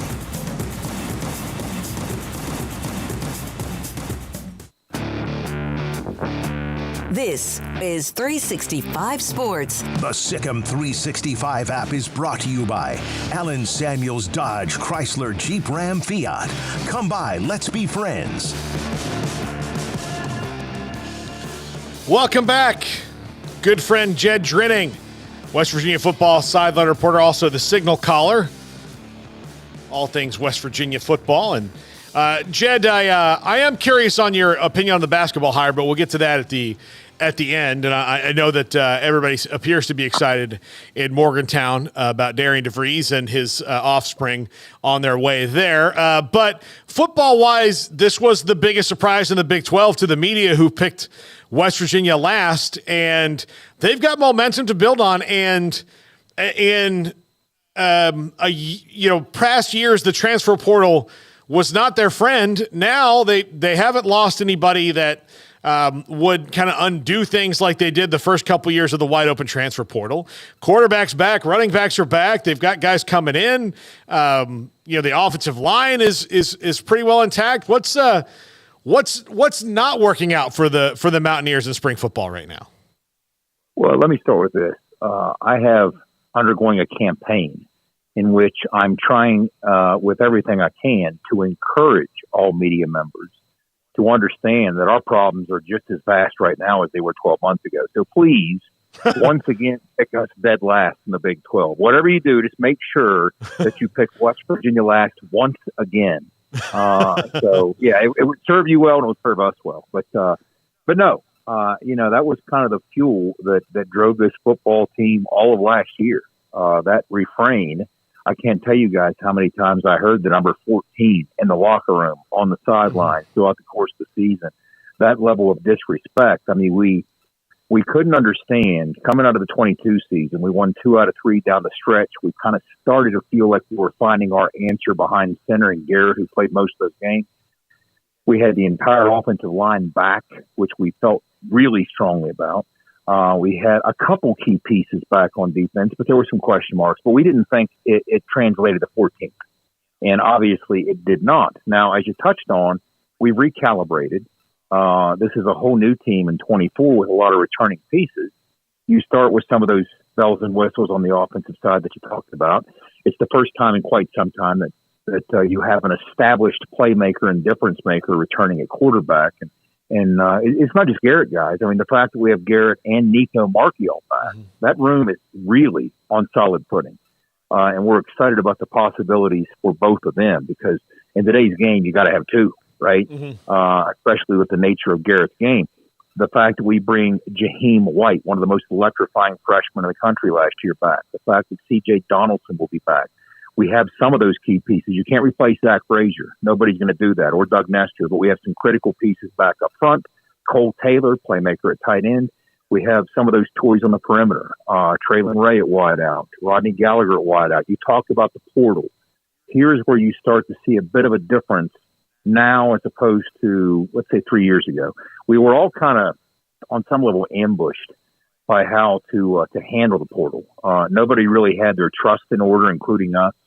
And there were defections at every turn, really, before you knew it hit you. But once you were able to orient yourself, and Neil Brown's the kind of guy that if you give him a puncher's chance to put a plan together and let the dust settle and figure things out, he will. And that's exactly what he's done from a recruiting or from a scouting standpoint in the portal. And we hired a guy by the name of Drew Fabianich last year, longtime NFL head scout with the Cowboys. Drew is an incredible evaluator of talent. He's been a tremendous asset on the staff. And so he's really helped out with some of our portal additions as well. So we like where it's going. So we feel like it's on relatively full footing, but it's not really nearly where we want to get it, because we want to be playing at Dallas. Yeah, absolutely. So How much do you feel the momentum from last year and confidence is spilling over into this team? Because they played very confident last year and with a chip on their shoulder. Now the we're going to sneak up on you factor is over. Yeah, I think there's some merit to that, to be honest with you. And I think the fact that we got there with such a physical brand of football last year, it speaks to the culture in the building. And once that culture is fortified and established, then it's just a function of finding the right pieces to continue with that culture. And they've gone to great lengths to do that. In other words, Neil is very measured in the risks that he does take and who he brings into the locker room, because he wants to make sure that they're an addition to the locker room, not just to the roster. And we did a good job with that last year with the additions that we had. And I think that we're doing it again this year, both on the offensive and defensive side of the football. But I do think there's a certain, I don't want to call it swagger, because we've far from arrived. We won 9 football games. We felt like we could have won more. But until you're competing for that conference championship at Jerry World, you really haven't arrived. But I like where we're at, and I think the team does have, to your point, a certain element of confidence that was probably – last year it was more about being ticked off and breathing fire because they truly felt that they were underjudged and undervalued when that came out. This year it's more about, hey, we got to take the next step. This is about us, not about the media. We got to take the next step and finish what we almost got done last year, and we're a couple games away from doing so. What do you think is the biggest question mark for them that they still need to see here as spring goes on before they move into preparing for the summer? Well, I'd be remiss if I'd say, well, yeah, we're just going to, watch Zach Frazier go on to the NFL and play for 15 years for somebody and not miss a beat, right? Now we're happy with Brandon Yates and what he brings to the table at center. He started elsewhere last year, and he came in relief of Zach last year, but you just can't replace Zach Frazier. So what's going to happen is there's a derivative effect unless you address it somewhere on that offensive line. If you're moving one of your top 5 down to center, well, you got some questions elsewhere. And right now we have Tomas Rimac, who we're very high on at left guard. He's a freshman All-American 2 years ago. He's out for the spring, so there's a bit of continuity missing there. And you have a defensive line. I mean, Neil just talked about this today, in fact. You have a defensive line that came out like gangbusters first day in pads last week in the spring. And that was because these guys on the defensive interior, they've been going against Zach Frazier for the last 4 years. Well, and they lost more than they won against Zach Frazier. Well, this was their first time to get a taste of the other side of that, and they kind of took it out on Brandon Yates, the interior of that offensive line. So we've got some growth that we have to go through. I would say it's going to have to start there. And how do you replace those missing pieces? And I think Doug Nestor's an NFL guy too, who's finished us with right tackle last year. He's off to the league. So you got to replace those pieces, and that's not a given. I mean, we're high on some of the guys that are candidates to do that, but until it actually happens, you just don't know. We had Ren Baker on the show last week, and we've known Ren a long time. Love Ren. He seems to be loving it there. And he said the only thing he missed was he wanted us to send him some barbecue from Texas. That's it. Otherwise, he's loving it there at West Virginia. Now that the football situation at coach is settled, and winning season, everybody's happy. It looks like the arrow's pointed up, and there. And now the basketball coach situation is settled, because that wasn't just a fire a coach 2 weeks later, hire, less than 2 weeks now, like in the next week, hire the next coach and move on. This has been a year-long thing, almost, replacing Bob Huggins. Yep. Where do you feel the athletic department is as far as now being able to, as opposed to putting out fires, move straight ahead? Yeah, I think that Ren's got a nice thing going. He likes West Virginia. Well, West Virginia likes him in return. It's been a good fit for us. And he hit with Coach Kellogg on the women's side last year. Great hire that turned out to be. He really hit a home run from a volleyball hire standpoint. And you got a situation in place where Randy Mazey's about to step down at the end of the year, who's had such unprecedented success running the baseball program. Well, somebody on staff is the heir apparent. So that situation seems to be in good standing. So now when you turn to the men's basketball front, first of all, I'd be remiss if I didn't say hats off to Josh Eilert. I mean, what yeoman's work he attempted to do in almost impossible circumstances, had every chance in the world to make excuses, complain. He never did any of those things. He always took the high road in an age where the high road's a lonely place to be. So, hats off to Josh Eilert. But when you look at who Wren targeted, I just look at his track record in terms of there's certain things that he looks for in a coach from a program building standpoint. And I have to believe that he got it right again with this one. And not just because recruit number one was already in the living room, right? Yeah. Not just because of that, but he drew from what's the old Abraham Lincoln quote? Give me, 8 hours to chop down a tree. I'll spend 6 of it sharpening my axe. Well, Wren kind of played off of that a few weeks before the hire, saying, look, I've been sharpening my axe for about 6 months. So I really do think that he was calculated. He was methodical. He checked every box and he got the guy that he wanted. And it's a guy that, wasn't just looking for a better job. He was looking for the West Virginia job, because that's one of the things Wren commented on. He's like, look, when I made calls, I was starting to find out that he was somewhat giving the cold shoulder to other good jobs, but not to me. So I think there's something to that, but I think it's a good fit. And I think that people are once again going to be excited about West Virginia basketball, and the future's going to be bright. Yeah, having that number recruit in the living room is pretty great. Yeah. I mean, especially when there was some thought he could go to the NBA. I know he's not quite ready for that, and it's going to be a player around that they can build the roster around. And did you feel like from the fans, especially with basketball, and how big a deal it was? And look, it's a complicated situation because Bob Huggins got fired. He had some things he had to work out in his life. It appears that he's getting healthy and getting a lot of perspective now, which everybody's thrilled about. But this is a dude that was, well loved at West Virginia. For ups and downs, or man, I wish they were better. Like, everybody loved Bob Huggins for the most part, right? Yeah, I don't think that anybody is eager to move on and forget about Hugs. Nobody ever will forget about Bob Huggins. How could you? Not just what he did coaching the basketball program, but what he did off the court. When you look at the money that he generated for the West Virginia Cancer Center and all those ancillary things, secondary things that in many ways were more primary than what he did winning basketball games. Of course, he's near and dear to the hearts of many West Virginians because he's one of us, and he had missteps, no doubt about it. But you like to see that since that happened, it does appear, as you touched on, he's reinvented himself, and he looks better, he sounds better, and you want nothing more than the absolute best for Bob Huggins, whatever form that might come in down the stretch. So I like to think that there's a world in which we can both have a successful basketball team on the court, and we can hold Bob Huggins dear. Those things can coexist. Absolutely. Jed, thank you so much for hopping on with us, and enjoy the rest of spring football as you build into next season. I'm sure we'll have you on again soon. Absolutely. I'm enjoying a little bit of snow up here right now, actually, guys. I'm on the mountain. We got the snow. Down the mountain has the flooding. So everybody out there, West Virginia, if you're listening, be careful. Absolutely. Well, thanks, Jed. Well, enjoy the snow. If you're a person that enjoys snow, I'm from the South. It terrifies me in a way that I can't describe. We like to play in the snow. So I'm a Four Seasons guy for sure.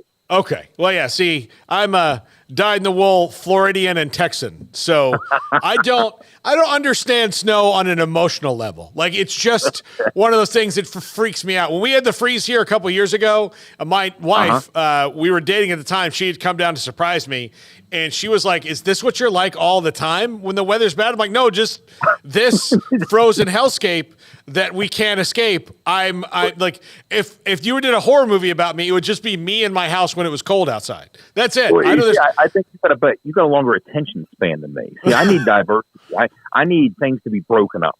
And if you break the year up into quarters, my body's kind of calibrated that way. So as soon as I do get a little tired of the snow, spring's here. As soon as I'm tired of the spring, summer's here, and then here come the leaves. So I couldn't live somewhere that just has one season. I'd lose my mind. In other words, it drives me crazy that people actually have pictures of Christmas and there's no snow anywhere. I'm like, how do you even tell it's Christmas?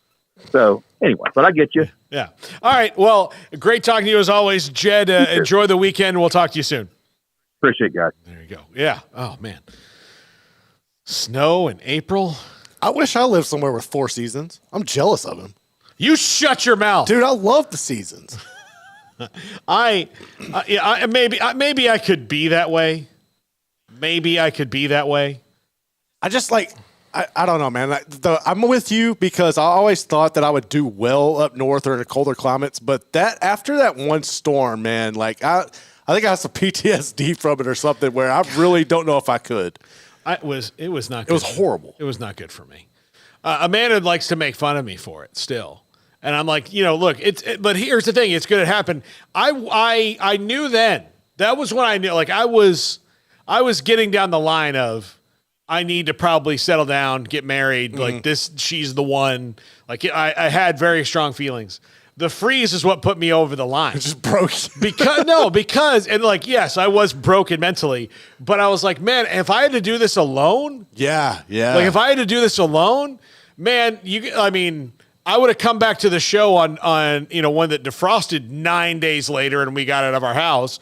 That was the other thing. It wasn't usually we get a freeze at 2 days. Yeah, no, this was different. This was different. And I was just I was out of my mind. Craig was even worse because he lost power. That's what I did too. Yeah. So we had to go to McGregor and try to stay with my sister-in-law, and that lasted for about a day. And we ended up going back home, which was a nightmare to even drive 20 miles. Well, I shouldn't have done that. But we ended up bundling up and just hoping for the best because we had no electricity. It was miserable. Oh, God. I can't even imagine. It sucked. Yeah. No, my brother-in-law came and drove us to to my mom's who had power, and it's only 5 minutes away, but it's Lakeshore, which is all hilly. Oh, that's different. Yeah, so, No. So, all right, we'll talk UCF next. Brandon Helwig. This is 365 Sports. Carry On Solutions is a full-service IT management service provider and provides professional services for businesses servicing clients in the U.S. and globally. They are authorized partners with Microsoft, Quest, Veeam, NetApp, HP Enterprise, and Cisco Duo. Whether you are outsourcing IT services, merging companies, or wanting to tackle cybersecurity challenges, contact Carry On Solutions. We are IT. Call or email Dave at 832-437-0138 or sales at Carry On Solutions. That's CARRION Solutions.com. Our good friend Brad Boozer, Boozer's Jewelers here at 365 Sports. Now, Brad, people who watch and listen to our show know I'm a double-time customer for you, engagement ring and wedding band, and you guys do that great, but that's not all you do at Boozer's Jewelers. Absolutely. And I always like to say, it's a new year. It's a great way to start the year out. Go through your old jewelry. Go through your wife's jewelry box. Go through anything you're maybe not wearing, something that's broken, something that you're not using. We do a massive amount of custom work. We can take your old jewelry, old diamonds, old watches, and we can convert it into something special for you and make a one-of-a-kind piece of jewelry. And if that's not something you're interested in, a great thing is we can turn that into cash. So we buy gold, we buy diamonds, we'll buy Rolex watches, any kind of heirloom jewelry, anything that's maybe passed down to you. Boozer's Jewelers, where do they find you, Brad? We're at 1025 North Valley Mills Drive, right on the corner of Lake Air Drive and Valley Mills with the big clock on the corner. Pioneer Steel and Pipe opened their doors in 1943, and they have never wavered with their focus on great product and customer service, relationships with a handshake, making sure you, the customer, is satisfied. Their new facility is now twice the size, allowing new inventory, higher quantities, and in a much more organized fashion. In addition to the long lengths in tubing, angles, channels, rods, and flat, Pioneer Steel and Pipe now offers several shorter, more convenient lengths of material already cut. Their 2,500 square foot showroom has over 1,000 new products in stock, new welding supplies, hardware, quickcrete, and do-it-yourself components for any project, whether you are a professional contractor or weekend warrior. The new facility is designed to make your loading experience faster and more efficient with easy drive lanes around the building and much more room to get your trailer loaded. Our location may have changed, but our values haven't, and our relationship with customers goes much farther than just business. Pioneer Steel and Pipe on Loop 340 and Highway 6 and just east of I-35 in Waco. Allen Samuels House of Travel is a full-service travel agency with highly experienced travel consultants plus support staff with over a combined 150 years in the travel business. They are ready to take care of any travel situation for you, your family, and your business, and with the kind of knowledge to complete a seamless itinerary trip start to finish. They will search for the best deal to accommodate your budget from air to cars, ship to shore, hotel, and even meeting space. Name a destination and they've been there. They know the places to go, and international and missionary travel is one of their unique specialties. Allen Samuels House of Travel, celebrating 50 years in business. Call Connie, Sherry, Linda, or Bambi at 254-776-2560 or find them on Facebook or at houseoftravelwaco.com.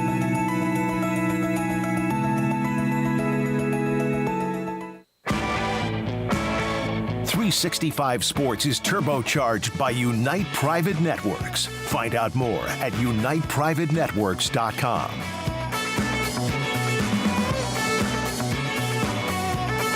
Welcome back. 365 Sports, Paul Catalina, Garrett Ross. Today, we're the only ones in studio. Brandon Helwig joins us now from UCFsports.com, a Rivals, part of the Rivals.com network. Brandon's always been great on the show when we need him. And Brandon, I could beat around the bush and ask a ton of different questions about UCF players, this and that, but I assume that the question most people would want to know about is, how is KJ Jefferson fitting into Gus Malzahn's offense? Yeah, I mean, that's obviously the biggest news. UCF's been going through spring ball the last few weeks. The spring game is a week from tomorrow. But from all accounts, from what we've seen, and media sees a little bit towards the end of practice, we didn't see last week's scrimmage or anything. But by all accounts, talking to, other players and sources within the program, it's been a perfect transition. KJ Jefferson is really the prototypical QB in a Gus Malzahn offense. That was one reason they obviously targeted him in the transfer portal. I don't know if it's fair to sometimes when people, throw out comparisons of, really great players in college football history, but that Cam Newton comparison does get made quite a bit looking at KJ Jefferson to one of Gus's former quarterbacks at Auburn, Cam Newton. But from what we've seen and what we can tell, it's been a pretty seamless transition for KJ to UCF. Brandon, how does he change the dynamic that UCF had with John Rice Plumlee?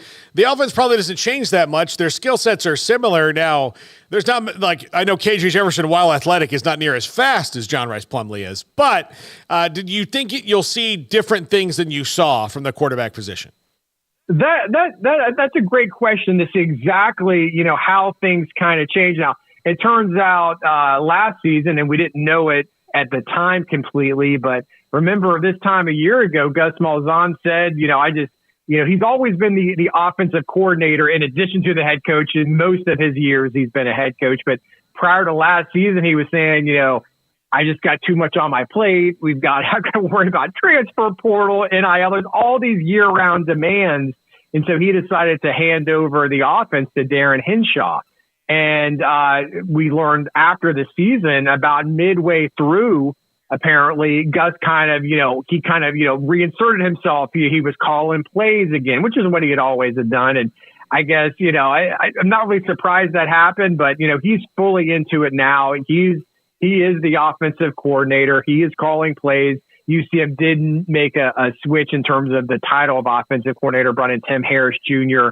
from Miami. He had been with Gus a couple years prior at UCF, but they're going to run, and that was a big reason that KJ Jefferson that he came to UCF, that it's Gus Malzahn's offense. He's calling plays and they're going to, we'll see what it looks like, the finished product, but it'll be a lot of what I imagine you saw at Auburn with Nick Marshall a few years back. Obviously Cam Newton. It should be a variation of that kind of offense.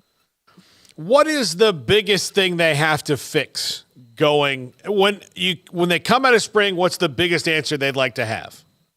I think if you look overall within the team, it's that UCF defense. That was an area that really struggled in their first season of Big 12 play. Stopping the run was very difficult. There were a lot of games that, it was just one, 3 yards here, 5 yards, 6 yards, 10 yards, just could not stop the run. And that was really the number one reason that, Gus made another coaching change. He went to veteran defensive coordinator Ted Roof, who had been in Oklahoma the past 2 years. I mean, I don't know where he hasn't been. He's been all around the college football the last, 20, 30 years, but he was brought in to kind of fix these defensive issues and specifically stopping the run, and to kind of, in addition to, Ted Roof coming in, UCF loaded up hard in the transfer portal on experienced defensive players. Obviously, KJ Jefferson at quarterback, just because he's a quarterback, is going to get a lot of attention naturally.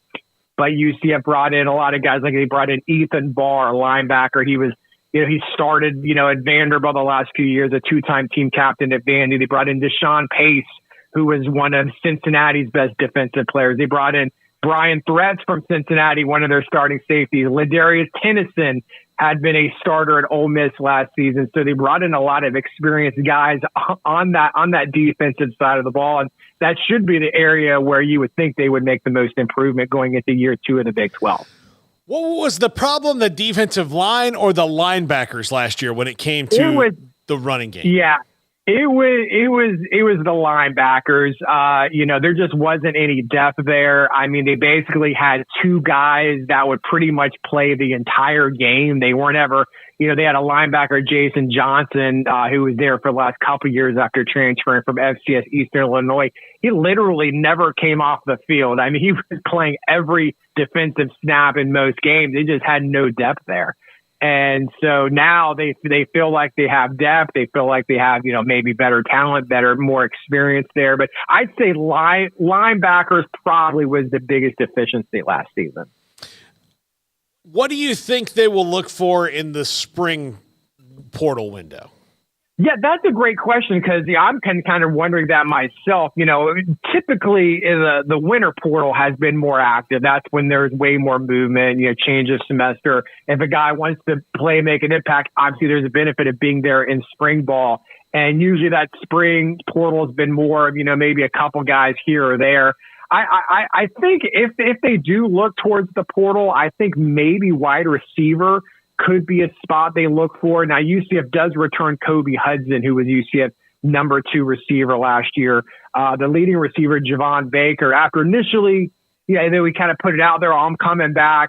He changed his mind, and he's now going through the NFL draft process, and he's kind of turning some heads. I wouldn't be surprised if he's kind of like a middle round draft pick here soon. But they don't really have a lot of proven experience there, receiver beyond Kobe Hudson. They got a lot of young guys that are promising, players, a lot of true freshmen that enrolled in January. But I would think maybe if the situation presents itself, I think maybe they can look at a wide receiver.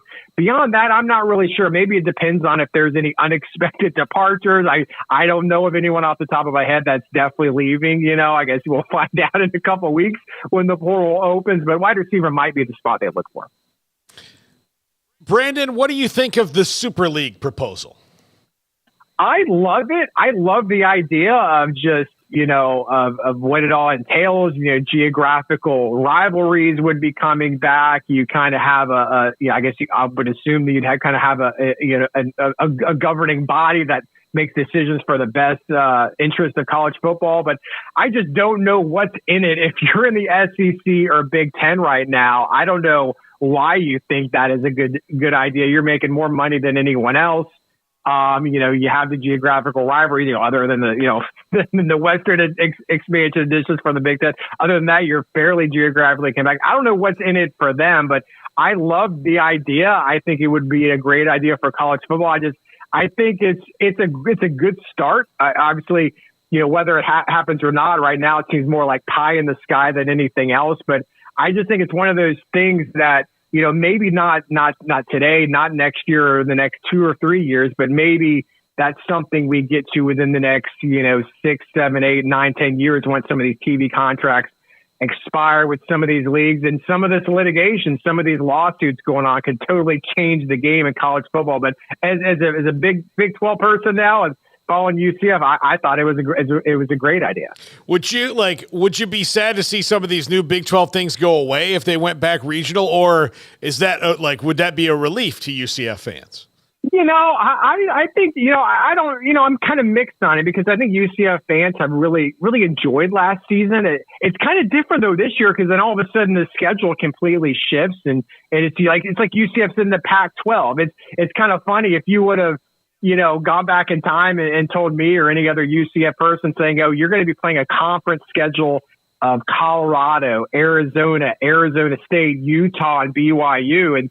And those are all conference games this season for UCF. I would have been wondering, what the heck happened? I mean, we've been following realignment and what if scenarios for years, but it's just completely wild that, none of those legacy Big 12 teams, are really on UCF's schedule this year outside of West Virginia and Cincinnati, which I guess are kind of newer Big 12 teams in the grand scheme of things. But, it's all these Pac-12 schools pretty much make up the schedule next year. So good UCF fans, they enjoyed it.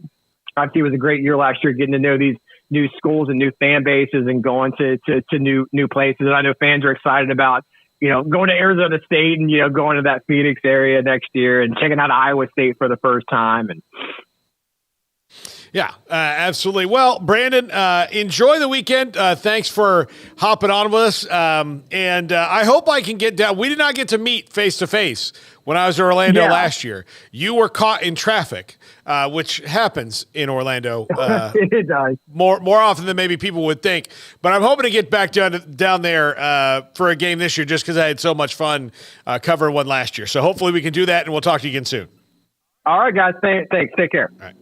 John Kurtz talking K-State next, and I want his opinion on the Super League as well. John Kurtz, Max Olton, Brandon Marcello, the top 5. 5 p.m. is loaded, people. This is 365 Sports. It's Dodge Power Shot Days at Allen Samuels in Waco. Experience the adrenaline-pumping performance and cutting-edge technology of Dodge. From the sleek and stylish 2023 Charger to the performance and muscle of a Challenger to the bold and rugged Durango. During Dodge Power Shot Days, we're offering amazing deals and special incentives that will make driving a new Dodge even more exhilarating. Don't miss out on these exclusive savings. Visit Allen Samuels in Waco today and unleash the power of Dodge. Come by. Let's be friends. Developed by Startup Waco, a nonprofit organization, GXG is a program designed to support the entrepreneurial development of Baylor University student-athletes through NIL activations. The program helps student-athletes maximize their platforms and offers a comprehensive support system for them to create and grow new businesses that not only benefit themselves, but also uplift the local economy. Fans who wish to support student-athletes can donate to GXG via the GXG NIL Fund, BaylorBears.com/GXG. Contributions to support NIL activations through GXG can be made at BaylorBears.com/GXG. For more information, follow @GXG_GreenXGold on social media and visit the official website www.gxg.startupwaco.com.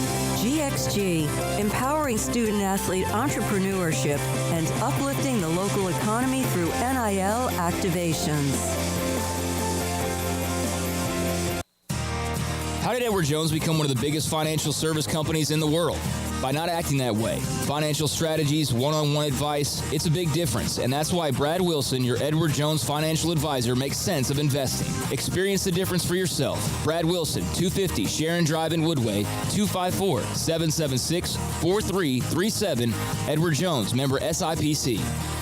Are you ready to elevate your Waco experience to a whole new level? Look no further than the Baylor Club, where you can indulge in one-of-a-kind luxury and unwind in our exclusive lounge area. Located in the heart of McLean Stadium, this elite club offers 5-star member atmosphere for all your work and play needs. With a master culinary team and outstanding hospitality, we take pampering to a whole new level. Weddings, milestones, businesses, and birthdays. A stadium roaring with Bear spirit featuring stunning city skyline views. The Baylor Club truly has it all. The Baylor Club is the destination for Baylor basketball pregame meals, beverages with this special membership offer. If you mention Sikkim 365 or 365 Sports Radio, just ask for John or Devin for details. For interest in membership or your next private event, call 254-710-8080 or Google Baylor Club Linktree for more information on menus, calendars, upcoming special events. Say yes to the Baylor Club today. 254-710-8080 or Google Baylor Club Linktree.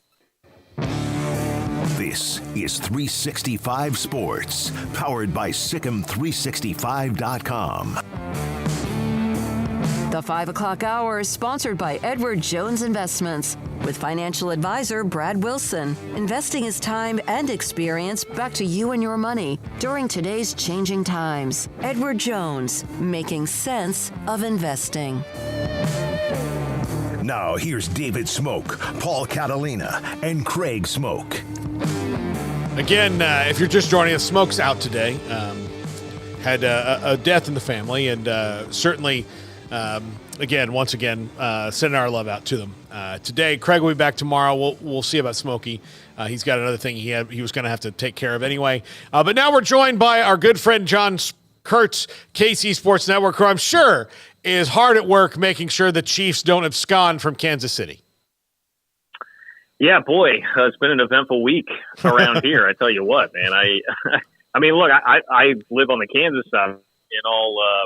In all honesty, at this point, so I was a Jackson County resident where they just had that vote up until November, and now I'm back in the burbs on the Kansas side. So hey, if the Chiefs and Royals want to come on over to the Kansas side, I will welcome them with open arms. The problem is, I think the Chiefs definitely want to. I'm not so sure if Kansas is going to be so keen on the Royals. So we'll see. There's a lot to sort out there.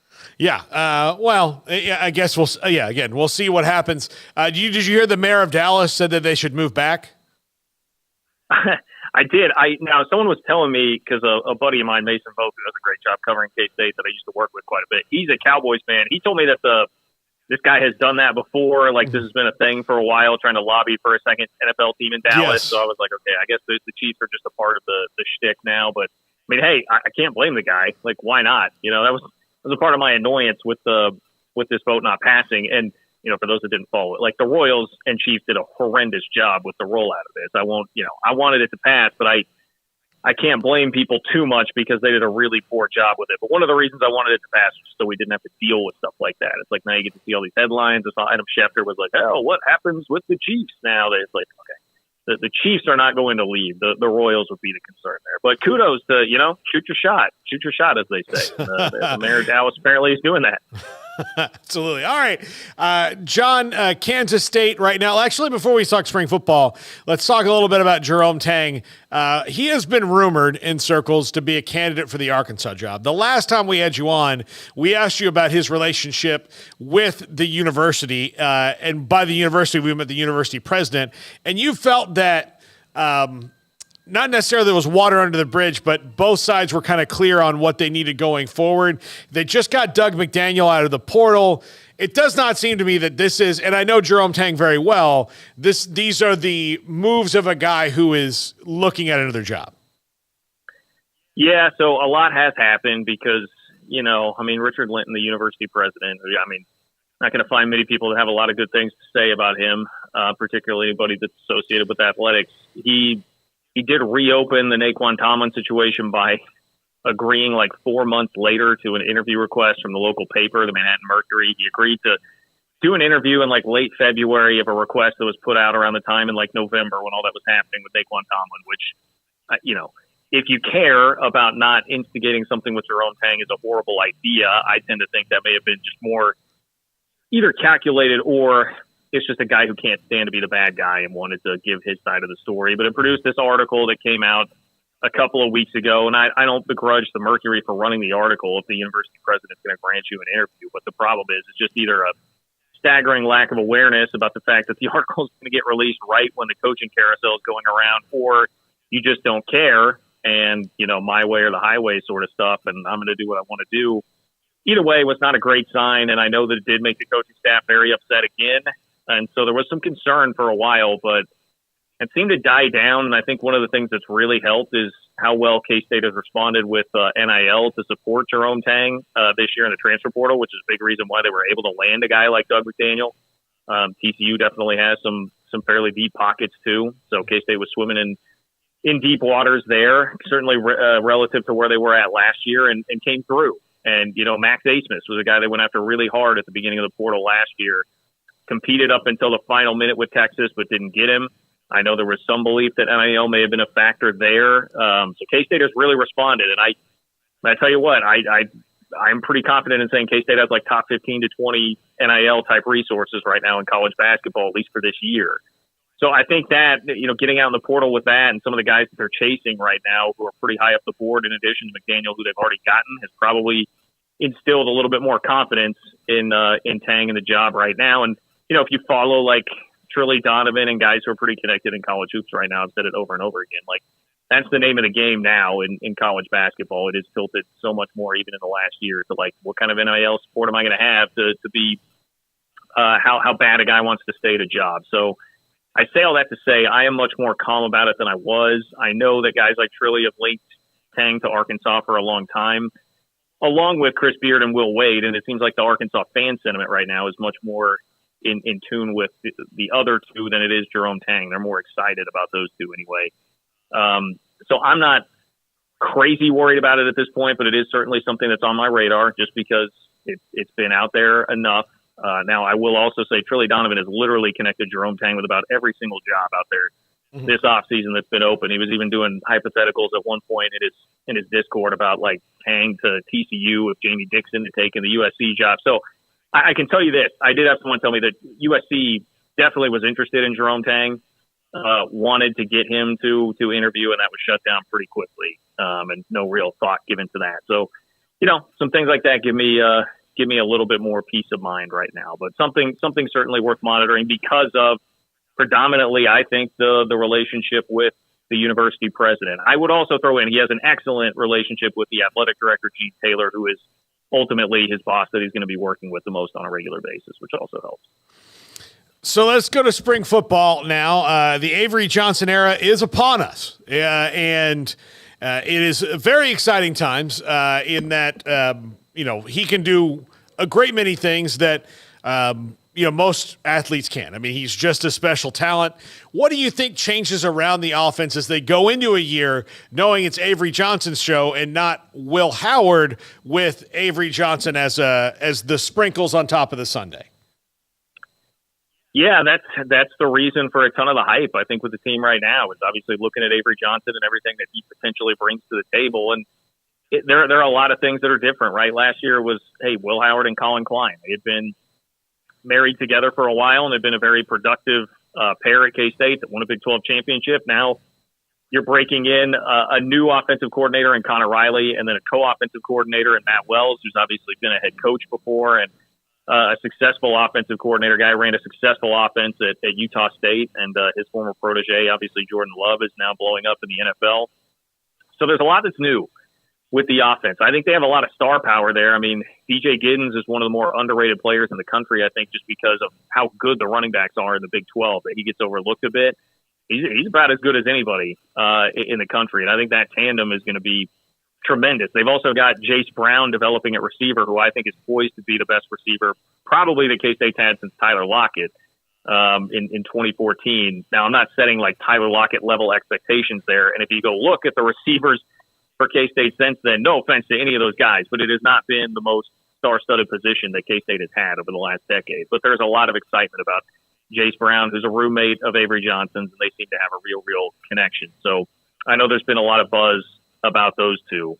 I will be very interested to see, one, obviously just how the offense looks in general with Riley calling the shots. And he did coordinate the offense in the bowl game, which went very well, and they beat a pretty good defense at NC State and scored 28 points and really felt like they left another at least 10 probably on the board just with some sloppiness and penalties and things that happened throughout the game. So I thought that was fairly encouraging.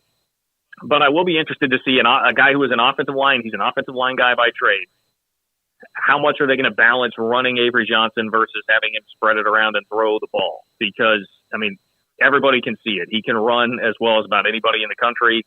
I know some scoff at this, but he's kind of got a diet Lamar Jackson sort of skill set when it comes to how well he can run the ball. But he can definitely spin it too. And I think, you look around college football right now, we see quarterback injuries becoming such a factor in so many places. And at K-State, it's always been a factor. Happened a couple of times with Skylar Thompson. Happened a year when Jake Waters was there playing quarterback. It seemed like every year K-State goes through quarterback. Jesse Ertz got hurt on like the first series of the season, 2015. So, every single year almost K-State has dealt with QB injuries. They like to run the quarterback a lot historically, and even just everywhere else in the Big 12. Ask Texas Tech, for instance, about quarterback injuries and how much that can upset a season.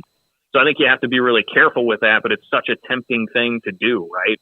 And one of the other things I've heard out of spring is that K-State may, there's going to be a lot of movement here in the spring portal. I think you may see K-State try to move to look into what would be there for a backup quarterback kind of option, maybe a more experienced backup. I think they like the young talent that they have at quarterback behind Avery Johnson, but I don't know that it's there yet in terms of experience. So it just brings it back to, you got to be careful. I think the ceiling is the limit, sky's the limit for K-State with Avery Johnson as quarterback, but can you keep him healthy, and how do you best utilize his skill set with a lot of talent? I think there's a lot of frontline talent on offense, and then maybe this leads into the next part of the discussion. You do have to replace a lot on the offensive line. So that will be an area of concern for sure heading into the season. Yeah, look, I don't even have to talk about anybody else but Cooper Beebe, but KT Leviston, who I did all his games. The three of us did at Midway, know him well. He's out and probably on an NFL or UFL roster next year. Cooper Beebe's, probably going in the second round, I would think. Maybe the first guard taken when it's all said and done. So how do they replace those two guys among the others they'll have to replace? Yeah, I don't know that you can really, it's one of those cliches, right? But I don't know that you can truly replace Cooper Beebe. You're not going to get that kind of production. The guy was as good, as versatile an offensive lineman as you would find in the country, just an excellent, fabulous college football player. So that's a huge loss. And KT Leviston probably is a guy who's going to be a late round draft pick. So you're talking about replacing two NFL draft picks on your offensive line. They got a big boost when they got Easton Kilty out of the transfer portal. He was a pretty highly sought after offensive lineman that I think will be a plug and play starter, at least a plug and play contributor. A lot of times they've gone with like 7 or 8 guys that are kind of rotating through there. So I'm sure you will see him in that regular rotation playing, if not starting. And they do have 3 other players who have had some starting experience, and like Taylor Portier is a really talented interior offensive lineman that they've loved and raved about since he showed up. Unfortunately, he's had 2 season-ending injuries that have cost him to miss a ton of time. So if he can stay healthy, I think he's got a chance to be a really good player and somebody that they certainly believe in quite a bit. And beyond just the other 3 with starting experience, there are another 2 to 3 that definitely have playing experience that have contributed. So it's not like you're breaking in a lot of guys who have never played. It's just their roles are going to increase quite a bit, and you wonder there, all right, so there's a lot of depth. What is the quality of this depth, and do you have some of that star power on the offensive line? Because they definitely had that the last couple of years. John, biggest concern overall, like if they don't get this done at the end of spring, it's panic time going into the fall.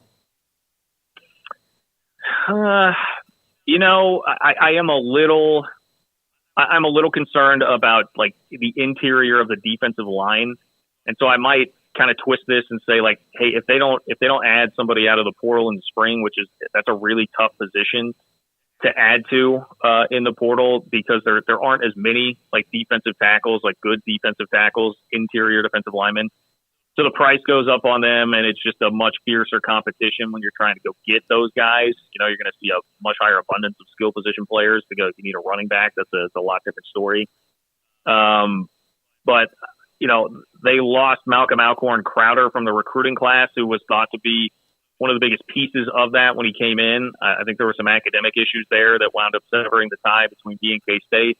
And he, some places was listed as a defensive end, but kind of like a bigger defensive end, could have really fit up front in that 3-4, and I think would have slid inside some. And that was assuaging a lot of our concerns about some depth on the interior of the defensive line for K-State. They missed him. I know they were hot after another player in the portal that they didn't get. I'm spacing on his name. I believe he did wind up going to Baylor. It was Baylor or BYU. They missed out on one there too that I know K-State folks really, really were high on and wanted. So they've had some struggles there. They got a big time transfer at defensive end in Travis Bates, who I think is going to be an impact player for him. But interior of the defensive line has me a little bit concerned, especially because 2 of the guys that we expect to be contributing, including Usose Amalo, who is a guy that I think has all conference potential as a defensive tackle. They've been injured this spring. So I'm leery about that. They love the talent that they have at defensive end. I think they've got some budding stars out there, including Jordan Allen. That's probably a name to to circle that nobody really knows right now that you will. K-State had to hold off Oklahoma and Tennessee to get him in the recruiting class a couple of years ago, which was the best class they've had in a long time. And I've heard nothing but really, really good things about him. So they've got a ton of young talent. Also, Chidobe Izor, that's another name to remember. His brother plays linebacker at TCU and is a really good player. They love the potential of him and where he's coming at. But interior of the defensive line is definitely a concern for me. So I'd probably put that toward the top of the list. And then maybe, if you want to put like 1A, 1B, then the offensive line on the offensive side of the ball, like just make sure that things are starting to gel and develop there, which is a really hard thing to tell if you're like a media guy like us that, maybe some of the media members get to see a little bit of practice, but it's hard to evaluate offensive line play. So only the coaches would really know the answer to that. But I think those are kind of the areas that you worry about the most for this team. All right, John Kurtz, KC Sports Network. John, we'll talk to you again soon. Please subscribe to his YouTube channel. He does a great job. And John, if you ever want me as a guest on your show, I feel like we owe you about 30. So you call me anytime. Hey, absolutely. And I got to give you guys a shout out, man. I was just watching the Brett Yormark interview the other day that you guys did at the Combine, man. That was excellent stuff. Really, really enjoyed that. So thank you for doing that. Oh, absolutely. Yeah, it was great 30 minutes. It's very educational. That's for sure. So, all right, John, we'll talk to you again soon.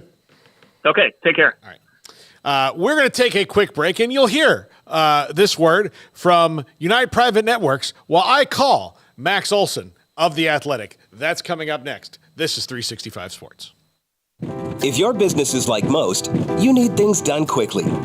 But if you're still tying your critical applications together on multiple shared public networks, you've probably been feeling the slowdown. And that's no good for business. A private UPN fiber network can get you and your business moving at the speed of light. Whatever you need, we can build it. Internet, Metro Ethernet, Waves, dark fiber. We deliver custom private networks and are focused on business customers only. Our next generation 100% fiber optic infrastructure offers you low latency and ultra scalable bandwidth with speeds up to 100 gigabit to run your critical applications. Your connection won't be limiting your performance anymore. It's diverse and scalable, so it can grow and change as your business grows and changes. And with a secure carrier-grade private network, you'll have all the reliability you need. Contact UPN today to learn more.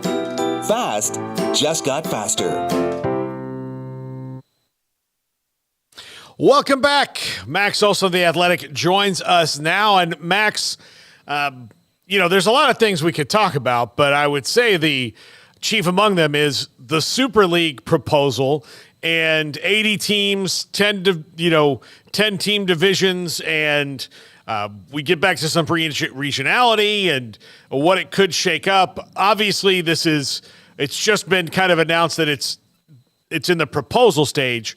What are your thoughts on it, and is this something that you could see actually happening? Yeah, I think it's really interesting. I'm glad that group kind of was willing to kind of go public with what they're talking about, the type of format, type of setup they're thinking about.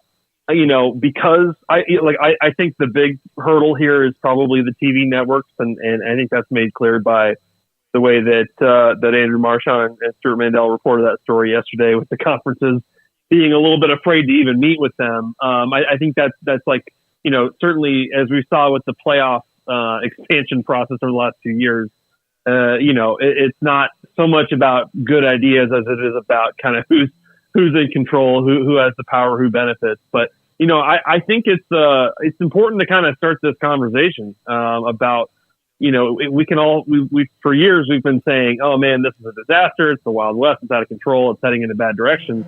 I think I appreciate that this group is trying to talk about, okay, what are the pillars of what the future of college football needs to be, and kind of how do we build a setup here that achieves like the important stuff, like, paying players and having collective bargaining, no longer getting our asses kicked in the courtrooms over antitrust problems and class action suits.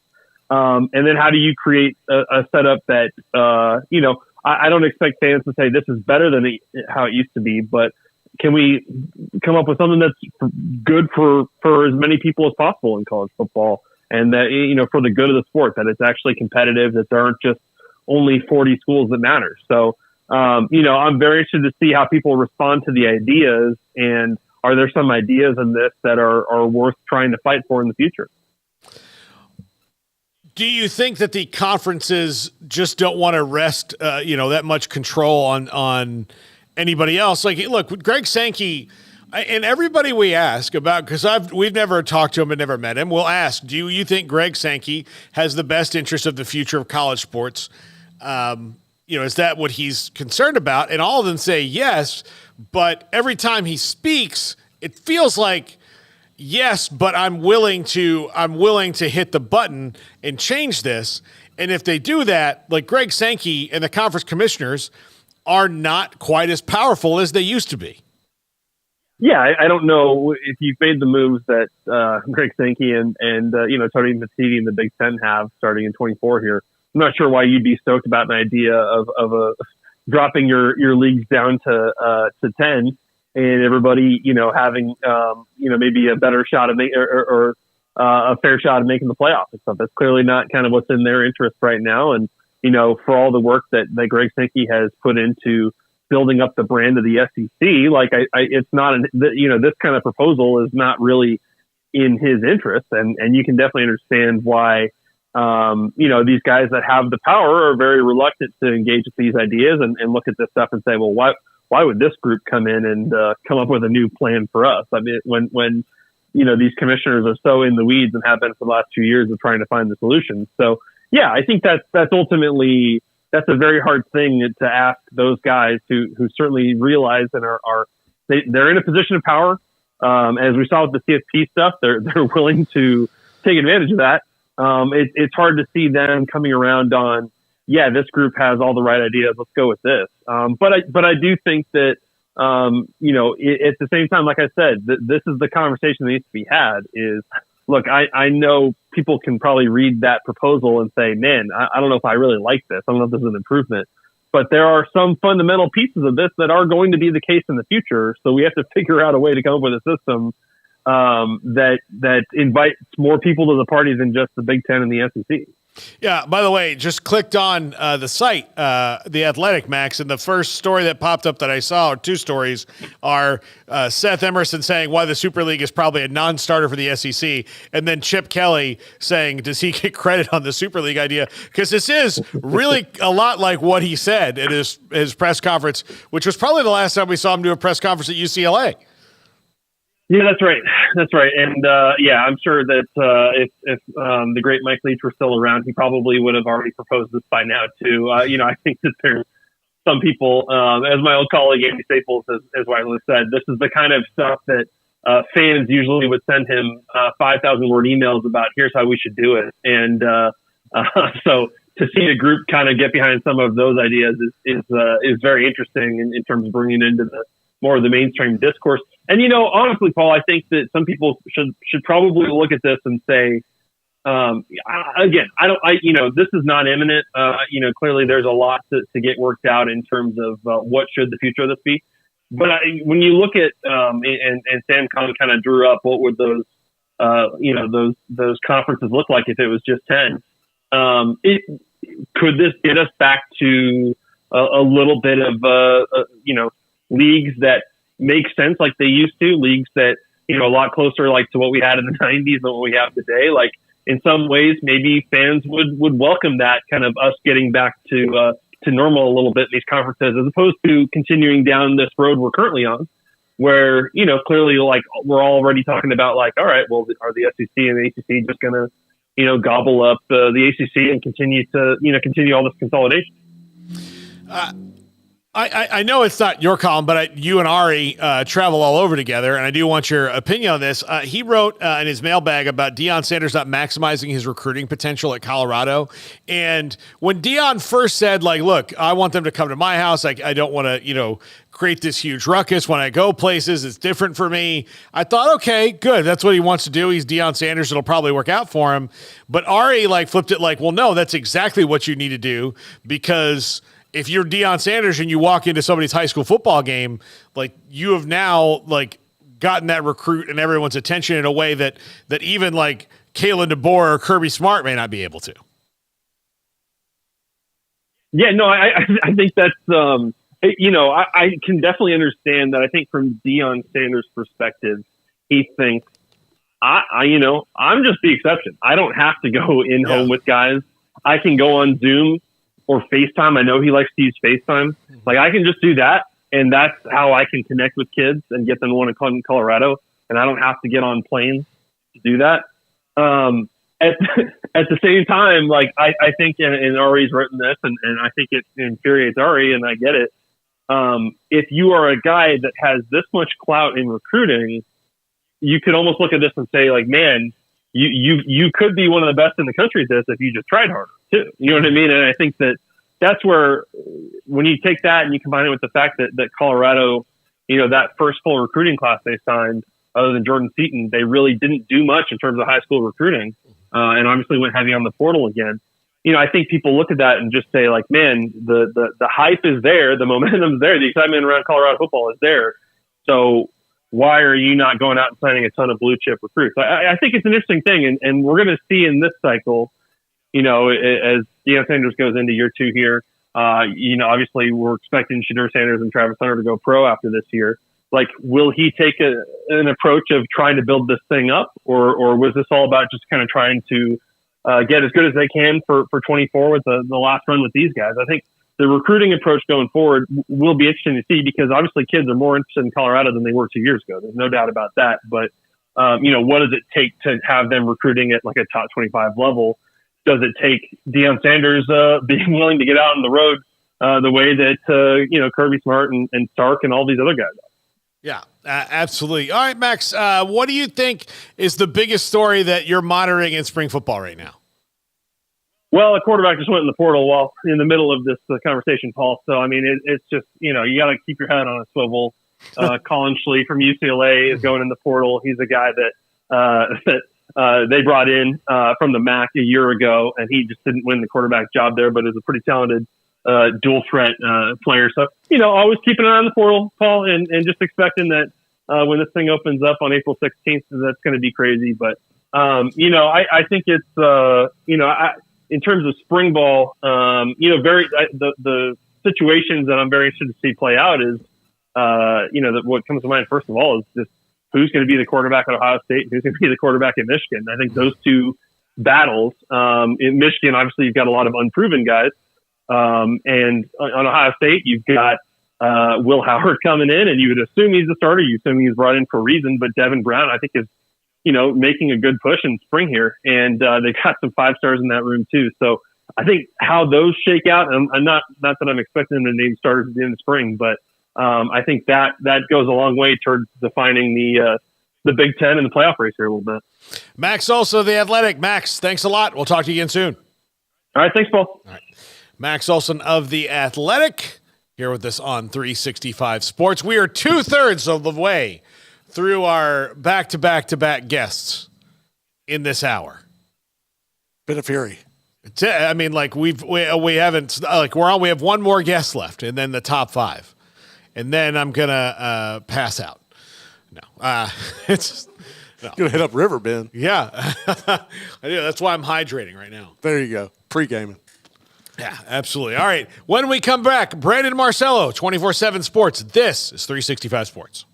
Samantha Duvall, TexasBeefHouse.com. I know business is rolling along, and you've got a special right now that involves Wagyu hamburger patties, but something extra special with that. So we've got a deal going on right now that if you buy our family bundle, the 28-pound Wagyu hamburger patty bundle, we're going to throw in some of our beef bacon and our flat iron steak for free. And flat iron steak, as our family, our whole Duvall family, that is one of our favorite steak, and it's not a well-known steak. This is something that's in our auction. So we want people to try this flat iron prior to, and that way, whenever it comes time for our auction on April 25th, you have your chance to bid on the beef, the entire case of flat iron. I've used flat iron steak as well. It's a unique piece of beef, obviously, and everything Wagyu, farm-raised Wagyu beef, TexasBeefHouse.com. There's 2 different ways that we eat it. You can either grill it like you grill a normal steak and eat it like that, or another thing that I like to do in our family is we make it in a stir fry. So we slice it up in little thin pieces, put it on the stove with some coconut oil, blanch some broccoli, and we eat it as a little stir fry with steak and broccoli. My mom did that too with flat iron steak. TexasBeefHouse.com, just outside of Tyler in White House, the Duvall family and the ranch.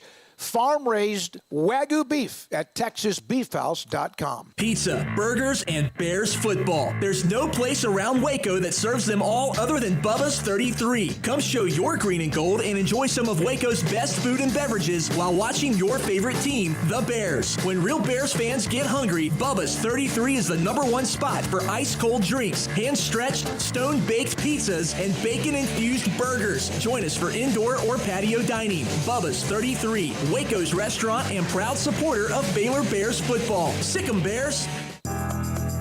Riverbend Liquor and Wine now has 2 locations to serve you. The original on Lakeshore Drive at North 19th Street and the brand new spot in downtown Waco at 600 Franklin Avenue. If you're looking for the best in craft beers or local Texas bourbons, then the original is the place to be. And for the latest trends and online phenomenons, head downtown to the Franklin location. Either way, you're going to get the same great variety, customer service, and speedy experience. Check out both locations on their Facebook and Instagram pages, Riverbend Liquor and Wine, Lakeshore Drive at North 19th Street, and now downtown on Franklin Avenue.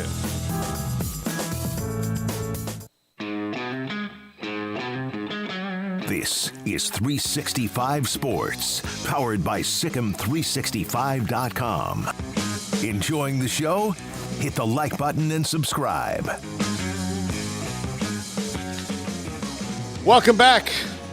Brandon Marcello, 24/7 Sports. And Brandon, the Super League is the buzz around the college football world today, and the proposal that College Sports Tomorrow has come out with. And I, just as a fan of college football and seeing where things are going and it's so chaotic, I'm willing to forego a lot of the things I held on to in the past for stability in the future. I don't think that the conferences necessarily would do that, but I don't see at least many drawbacks to it in something that needs to be completely redone anyway. Like, I'm willing to accept that and let go of those things. Do you think the power brokers can get to that spot? Well, it's a very complicated thing, but I'll say this. I think it's going to come down to what the school presidents want.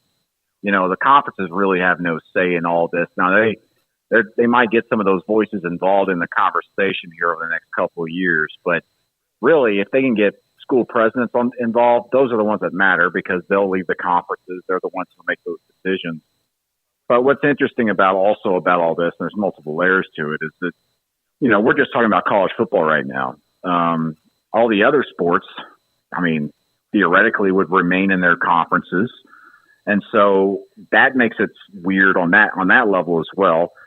Secondly, you really need TV partners involved in these discussions in the first place from the get-go to kind of kick things off to see what's going on.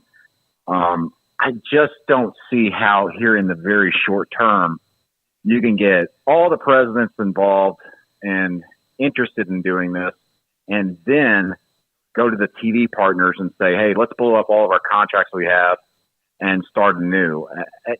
There just doesn't seem to be a lot of more juicing you can get out of this grape, so to speak. And from that, how much more money can you really get from your TV partners? I just don't see how, from all the studies and everything you've seen, how much more money you can actually get out of them for one package deal, so to speak, through college football, which would have to be through multiple partners anyway. Having said that, the fact that this has been talked about for the last year or two and is coming to light here lately certainly shows that there's a lot of schools out there, or I shouldn't say a lot. There are certain schools out there that want to see this conversation ramp up. And let's be clear, the reason why that the only university presidents or leaders you saw quoted in the article yesterday by the Athletic are the schools like Syracuse and West Virginia, which are kind of on the outside looking in anyway as Power 4 programs right now. They're on the periphery of all of this right now. And you don't see an Alabama or a Michigan or anybody like that talking about this. And for that matter, when we talk about the College Sports Tomorrow making their presentations and pitching these ideas, there's a reason why the SEC, the Big 12, and the Big 10 have said, hey, we don't want to talk about this right now, because they want to stand pat with their current TV offers. They won't want to let go of their own power. They feel comfortable where they're at. But again, if there's going to be any movement toward this, you're going to need to see more presidents from the university levels talking about this, not necessarily the conference commissioners or, for that matter, big-time boosters or anything like that behind the scenes. It's going to have to come on the academic level with the president.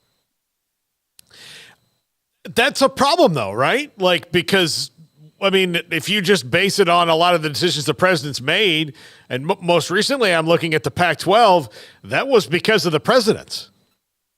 Exactly. And listen, every single decision that comes down, practically every decision, comes down on a conference level, SEC, Big 12, the ones that have the final say are the university presidents. The buck stops with them. Same with the college football playoff. Now, in a lot of ways, things get rubber stamped by them because the athletic directors and others make the decisions, and then they pitch it on to them for the final vote.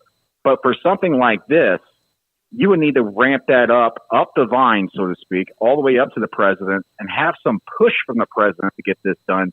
And I don't see a lot of university presidents out there, especially at the top of the food chain, going, hey, yes, let's pursue this. Let's really look at this, especially when we're talking about a situation where no one quite knows what kind of money they could get out of all this. And secondly, I think as history has shown us, college university presidents, when it comes to athletics, they're not necessarily forward-thinking people. They don't try to get out ahead of problems. They kind of wait until everything dies on the vine, and then they try to restart. And that's why the NCAA is the way it is. Everybody wants to throw stones at the NCAA, but you know who makes the rules and the people who vote people and put people in power? The university presidents, the universities themselves. They have no one to blame but themselves. So to act like this is just going to be something completely new and it's suddenly going to be blown up and it's going to happen tomorrow, I think that's far-fetched. There's a lot of things that have to happen. But I'll say this. This has been talked about for quite a bit, and it has been ramping up a little bit. But again, you're not seeing any of the big boys coming to the table and saying, hey, let's really look at this. They're not even really examining it from that standpoint. Brandon, how much do you think that the shakeup that could happen in the ACC would maybe change some minds? I'm not sure. It depends on exactly what would happen with the ACC. When we talk about shakeups there, you know, in my opinion, should moves be made, it'll obviously be Florida State and Clemson, but I think the North Carolina schools wouldn't be far behind, and you would potentially see the ACC maybe dissolving. And again, I think that also shows you why the ACC was much more willing to have that presentation presented to them by College Sports Tomorrow, the only power conference to accept them in the office to talk to them, because they're open to ideas right now. They know that there's a potential for death in the ACC. The SEC, the Big 12, Big 10, they're not facing that. They don't want to talk to them about this because they're the ones who hold the power right now. And also, again, why would the Big 10 and the SEC want to give up any space at the table right now when they are obviously the big dogs at the table, and then themselves have formed their own committee to discuss the future of college athletics? Why go do this and work with everybody else right now? I know the great thinking out there would be for everybody to work together and save college athletics, but again, everybody wants a bigger piece of the pie at the end of the day, and the SEC and Big Ten are probably not going to want to relinquish that. So really the only way that would be relinquished is if the current format just flops in a way that doesn't make them the money or work out the way that they intend it to, which again, like given like everything we've talked about here, especially since they set the dominoes to fall almost exactly their way every time, seems a little unlikely.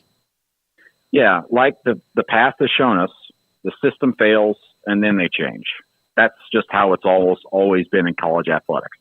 You're seeing it with NIL right now. They've been scrambling for several years trying to figure out what to do. They never got out ahead of it.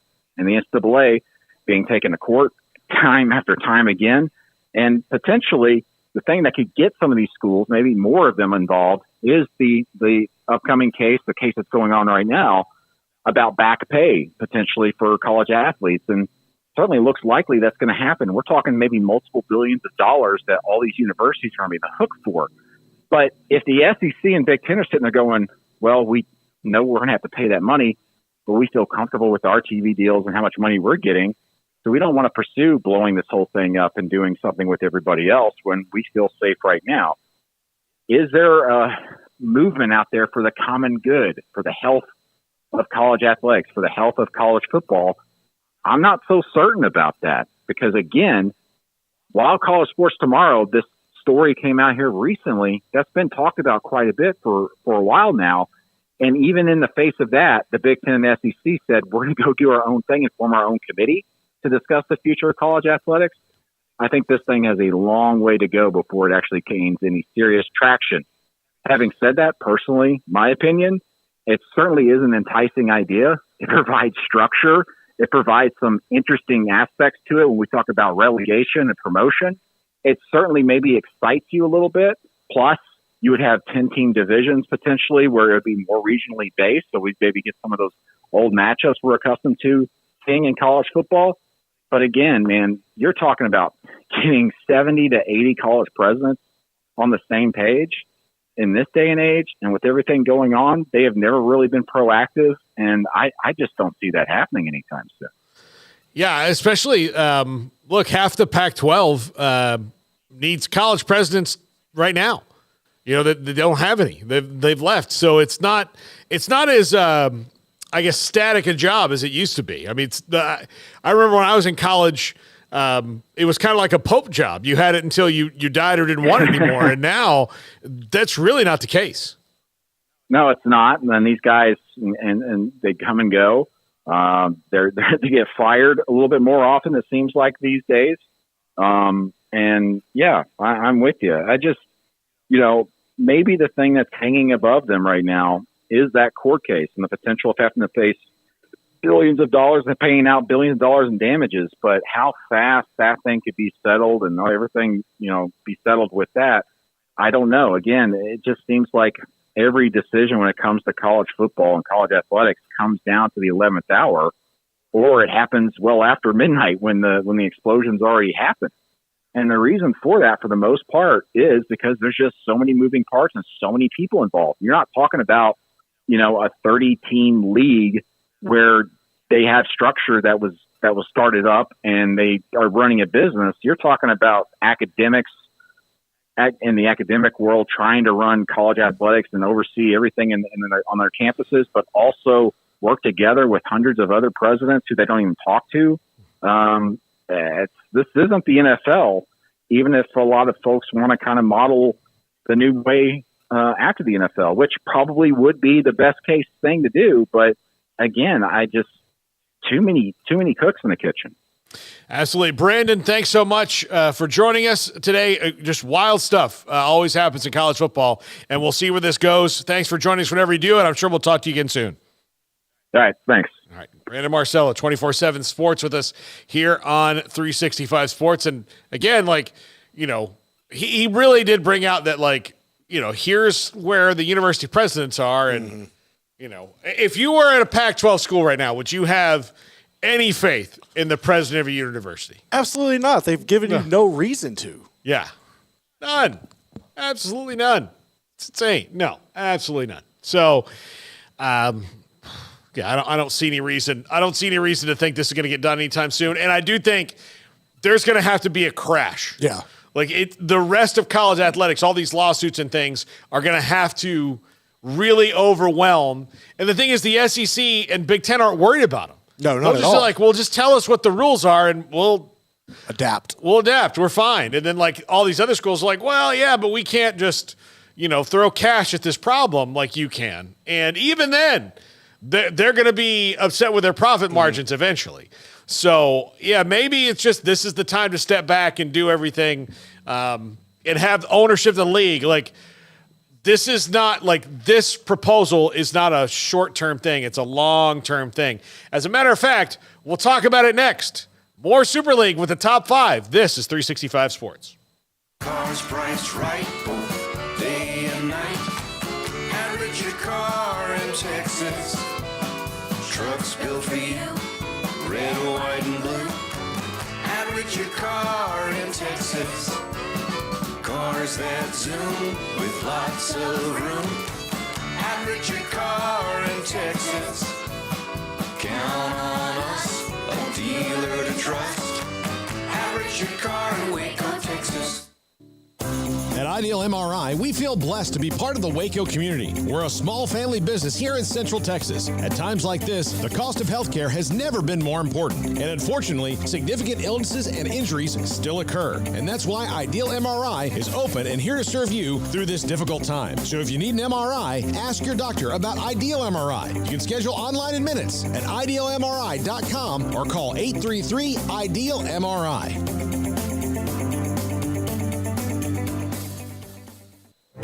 Stepping into the boots of a U.S. Army officer can add confidence and leadership skills to your son or daughter's career path. See all the things they can achieve in our boots at GoArmy.com. U.S. Army Waco Recruiting Company, 254-598-8131 or 254-776-1543. After my first car accident, I feared the biggest damage would be to my wallet.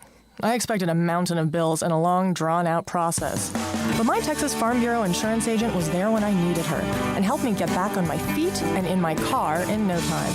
Instead of a hassle, I got reassurance and a quick recovery. Stop by and see our agents at one of our 3 McLennan County locations.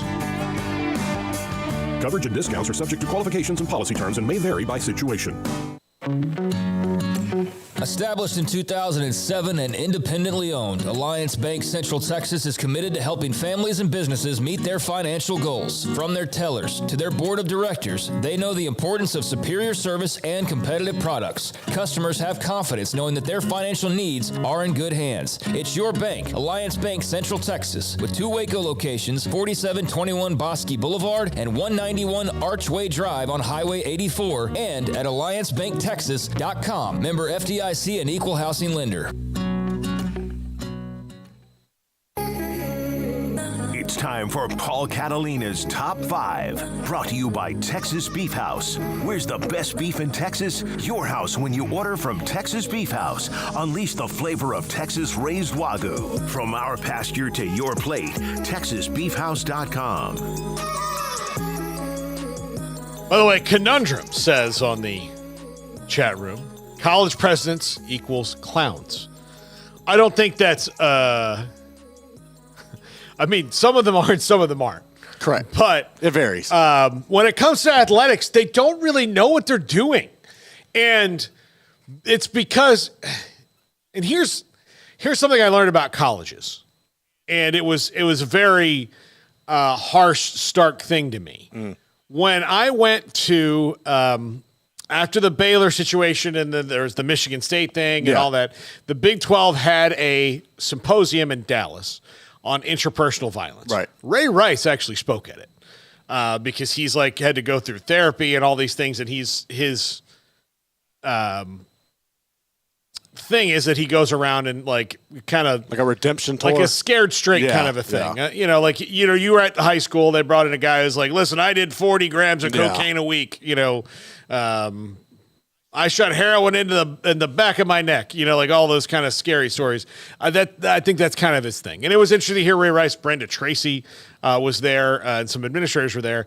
And I can't remember the university president who was there, but he said, look, part of the problem with the way that we've done this thing about like creating these Title IX departments is they just move somebody from one department to another and said, okay, well, you're kind of adjacent to this. Take this training. It's like 30 hours. Yeah. And they send them to a convention for a week and they come back and they've got the stamp, but they don't really know anything about it. You know, so that's the same way for university presidents in sports. Like most of the people got into university presidenting did that because it's about the whole university and educational and bringing in this and that and the other thing. And sports, unless they cut, like Baylor's lucky. They got Linda Livingstone. Exactly. She was an athlete. Outlier. But, you know, a lot of them don't come from that world. So when you're talking about this, they just kind of go for the, like, what's the shortest way? I just like you're right. You're 110% right. I just feel like with athletics being as big and as important of a part to a university as they are, you should have some substance of education around athletics and how it operates to make everything go over smoothly, because it brings in so much money, and it's the reason we're in this position in the first place. So I think it would help if more presidents were like Linda Livingstone and had some perspective of it in athletics, with it being so intertwined. Yeah, absolutely. All right, top 5 bullet points of the Super League, and I hope Adam McDonald watches this. It's one of the reasons I did this. He asked a bunch of questions yesterday. He asked a bunch today in the chat. So, Adam, this is dedicated to you, sir. Number 5, 70 teams from the Power 4 in 10 teams divisions. I guess it would technically be the Power 5 because this encompasses the old Pac-12. Right. So Wazoo and Oregon State would be in this thing, as would Notre Dame and SMU. So those are the 70 teams. So that's who would create this. And so there would be 7 10-team divisions of those schools that would comprise the majority of this. And they never have to fear relegation. Never once. They won't have to worry about it. That's the only way they could possibly get them in for it, because if you told Alabama you have 2 bad years in a row you could drop, they're going to be like, no, we're not doing this. No. They're going to know. They have to know. So number 4, we'll just go through these. This might be very concise, Garrett. Okay. Teams from the G5 are the only ones who can be relegated and promoted, and there will be 10 of them each year. So there'll be 10 of those, and they will get relegated and promoted as that goes along. So there's incentive to be better and to get in there and move up the ranks. And then you would have a chance to play in the playoff and all that, because everybody from every division is getting in. There's going to be, 8 conference champion, like the way they're doing it. It'll be like the NFL playoffs, where you win your division, you win this, like division winners, and then wild cards, essentially, beyond that. Do you think this is something that would translate, like the relegation? Do you think that's something that would stick strictly to football? Yeah, it'd have to be, because you could do it for basketball. Yeah. I mean, basketball's fine. Like, yeah. Basketball's fine. If you want to make the league, like if you want to make the basketball leagues like this too, I'm not. Yeah, I mean, basketball's got to be different. That's a lot, though. That's different. It's different. Like basketball, you know, if you want to make the basketball leagues like this and do scheduling partnerships and all that and like rotate it through like the NBA would, I'm fine with that. You just have more of it because there's more basketball leagues. But yeah, I'm fine with that too. You know, but just they don't even mess with basketball too much. Just leave it alone. Just leave it alone. Number 3. There might not be as much money available as many think. So part of the thing that College Sports Tomorrow, the group doing this, is selling is like, look, if we do this, there's going to be way more money available down the line.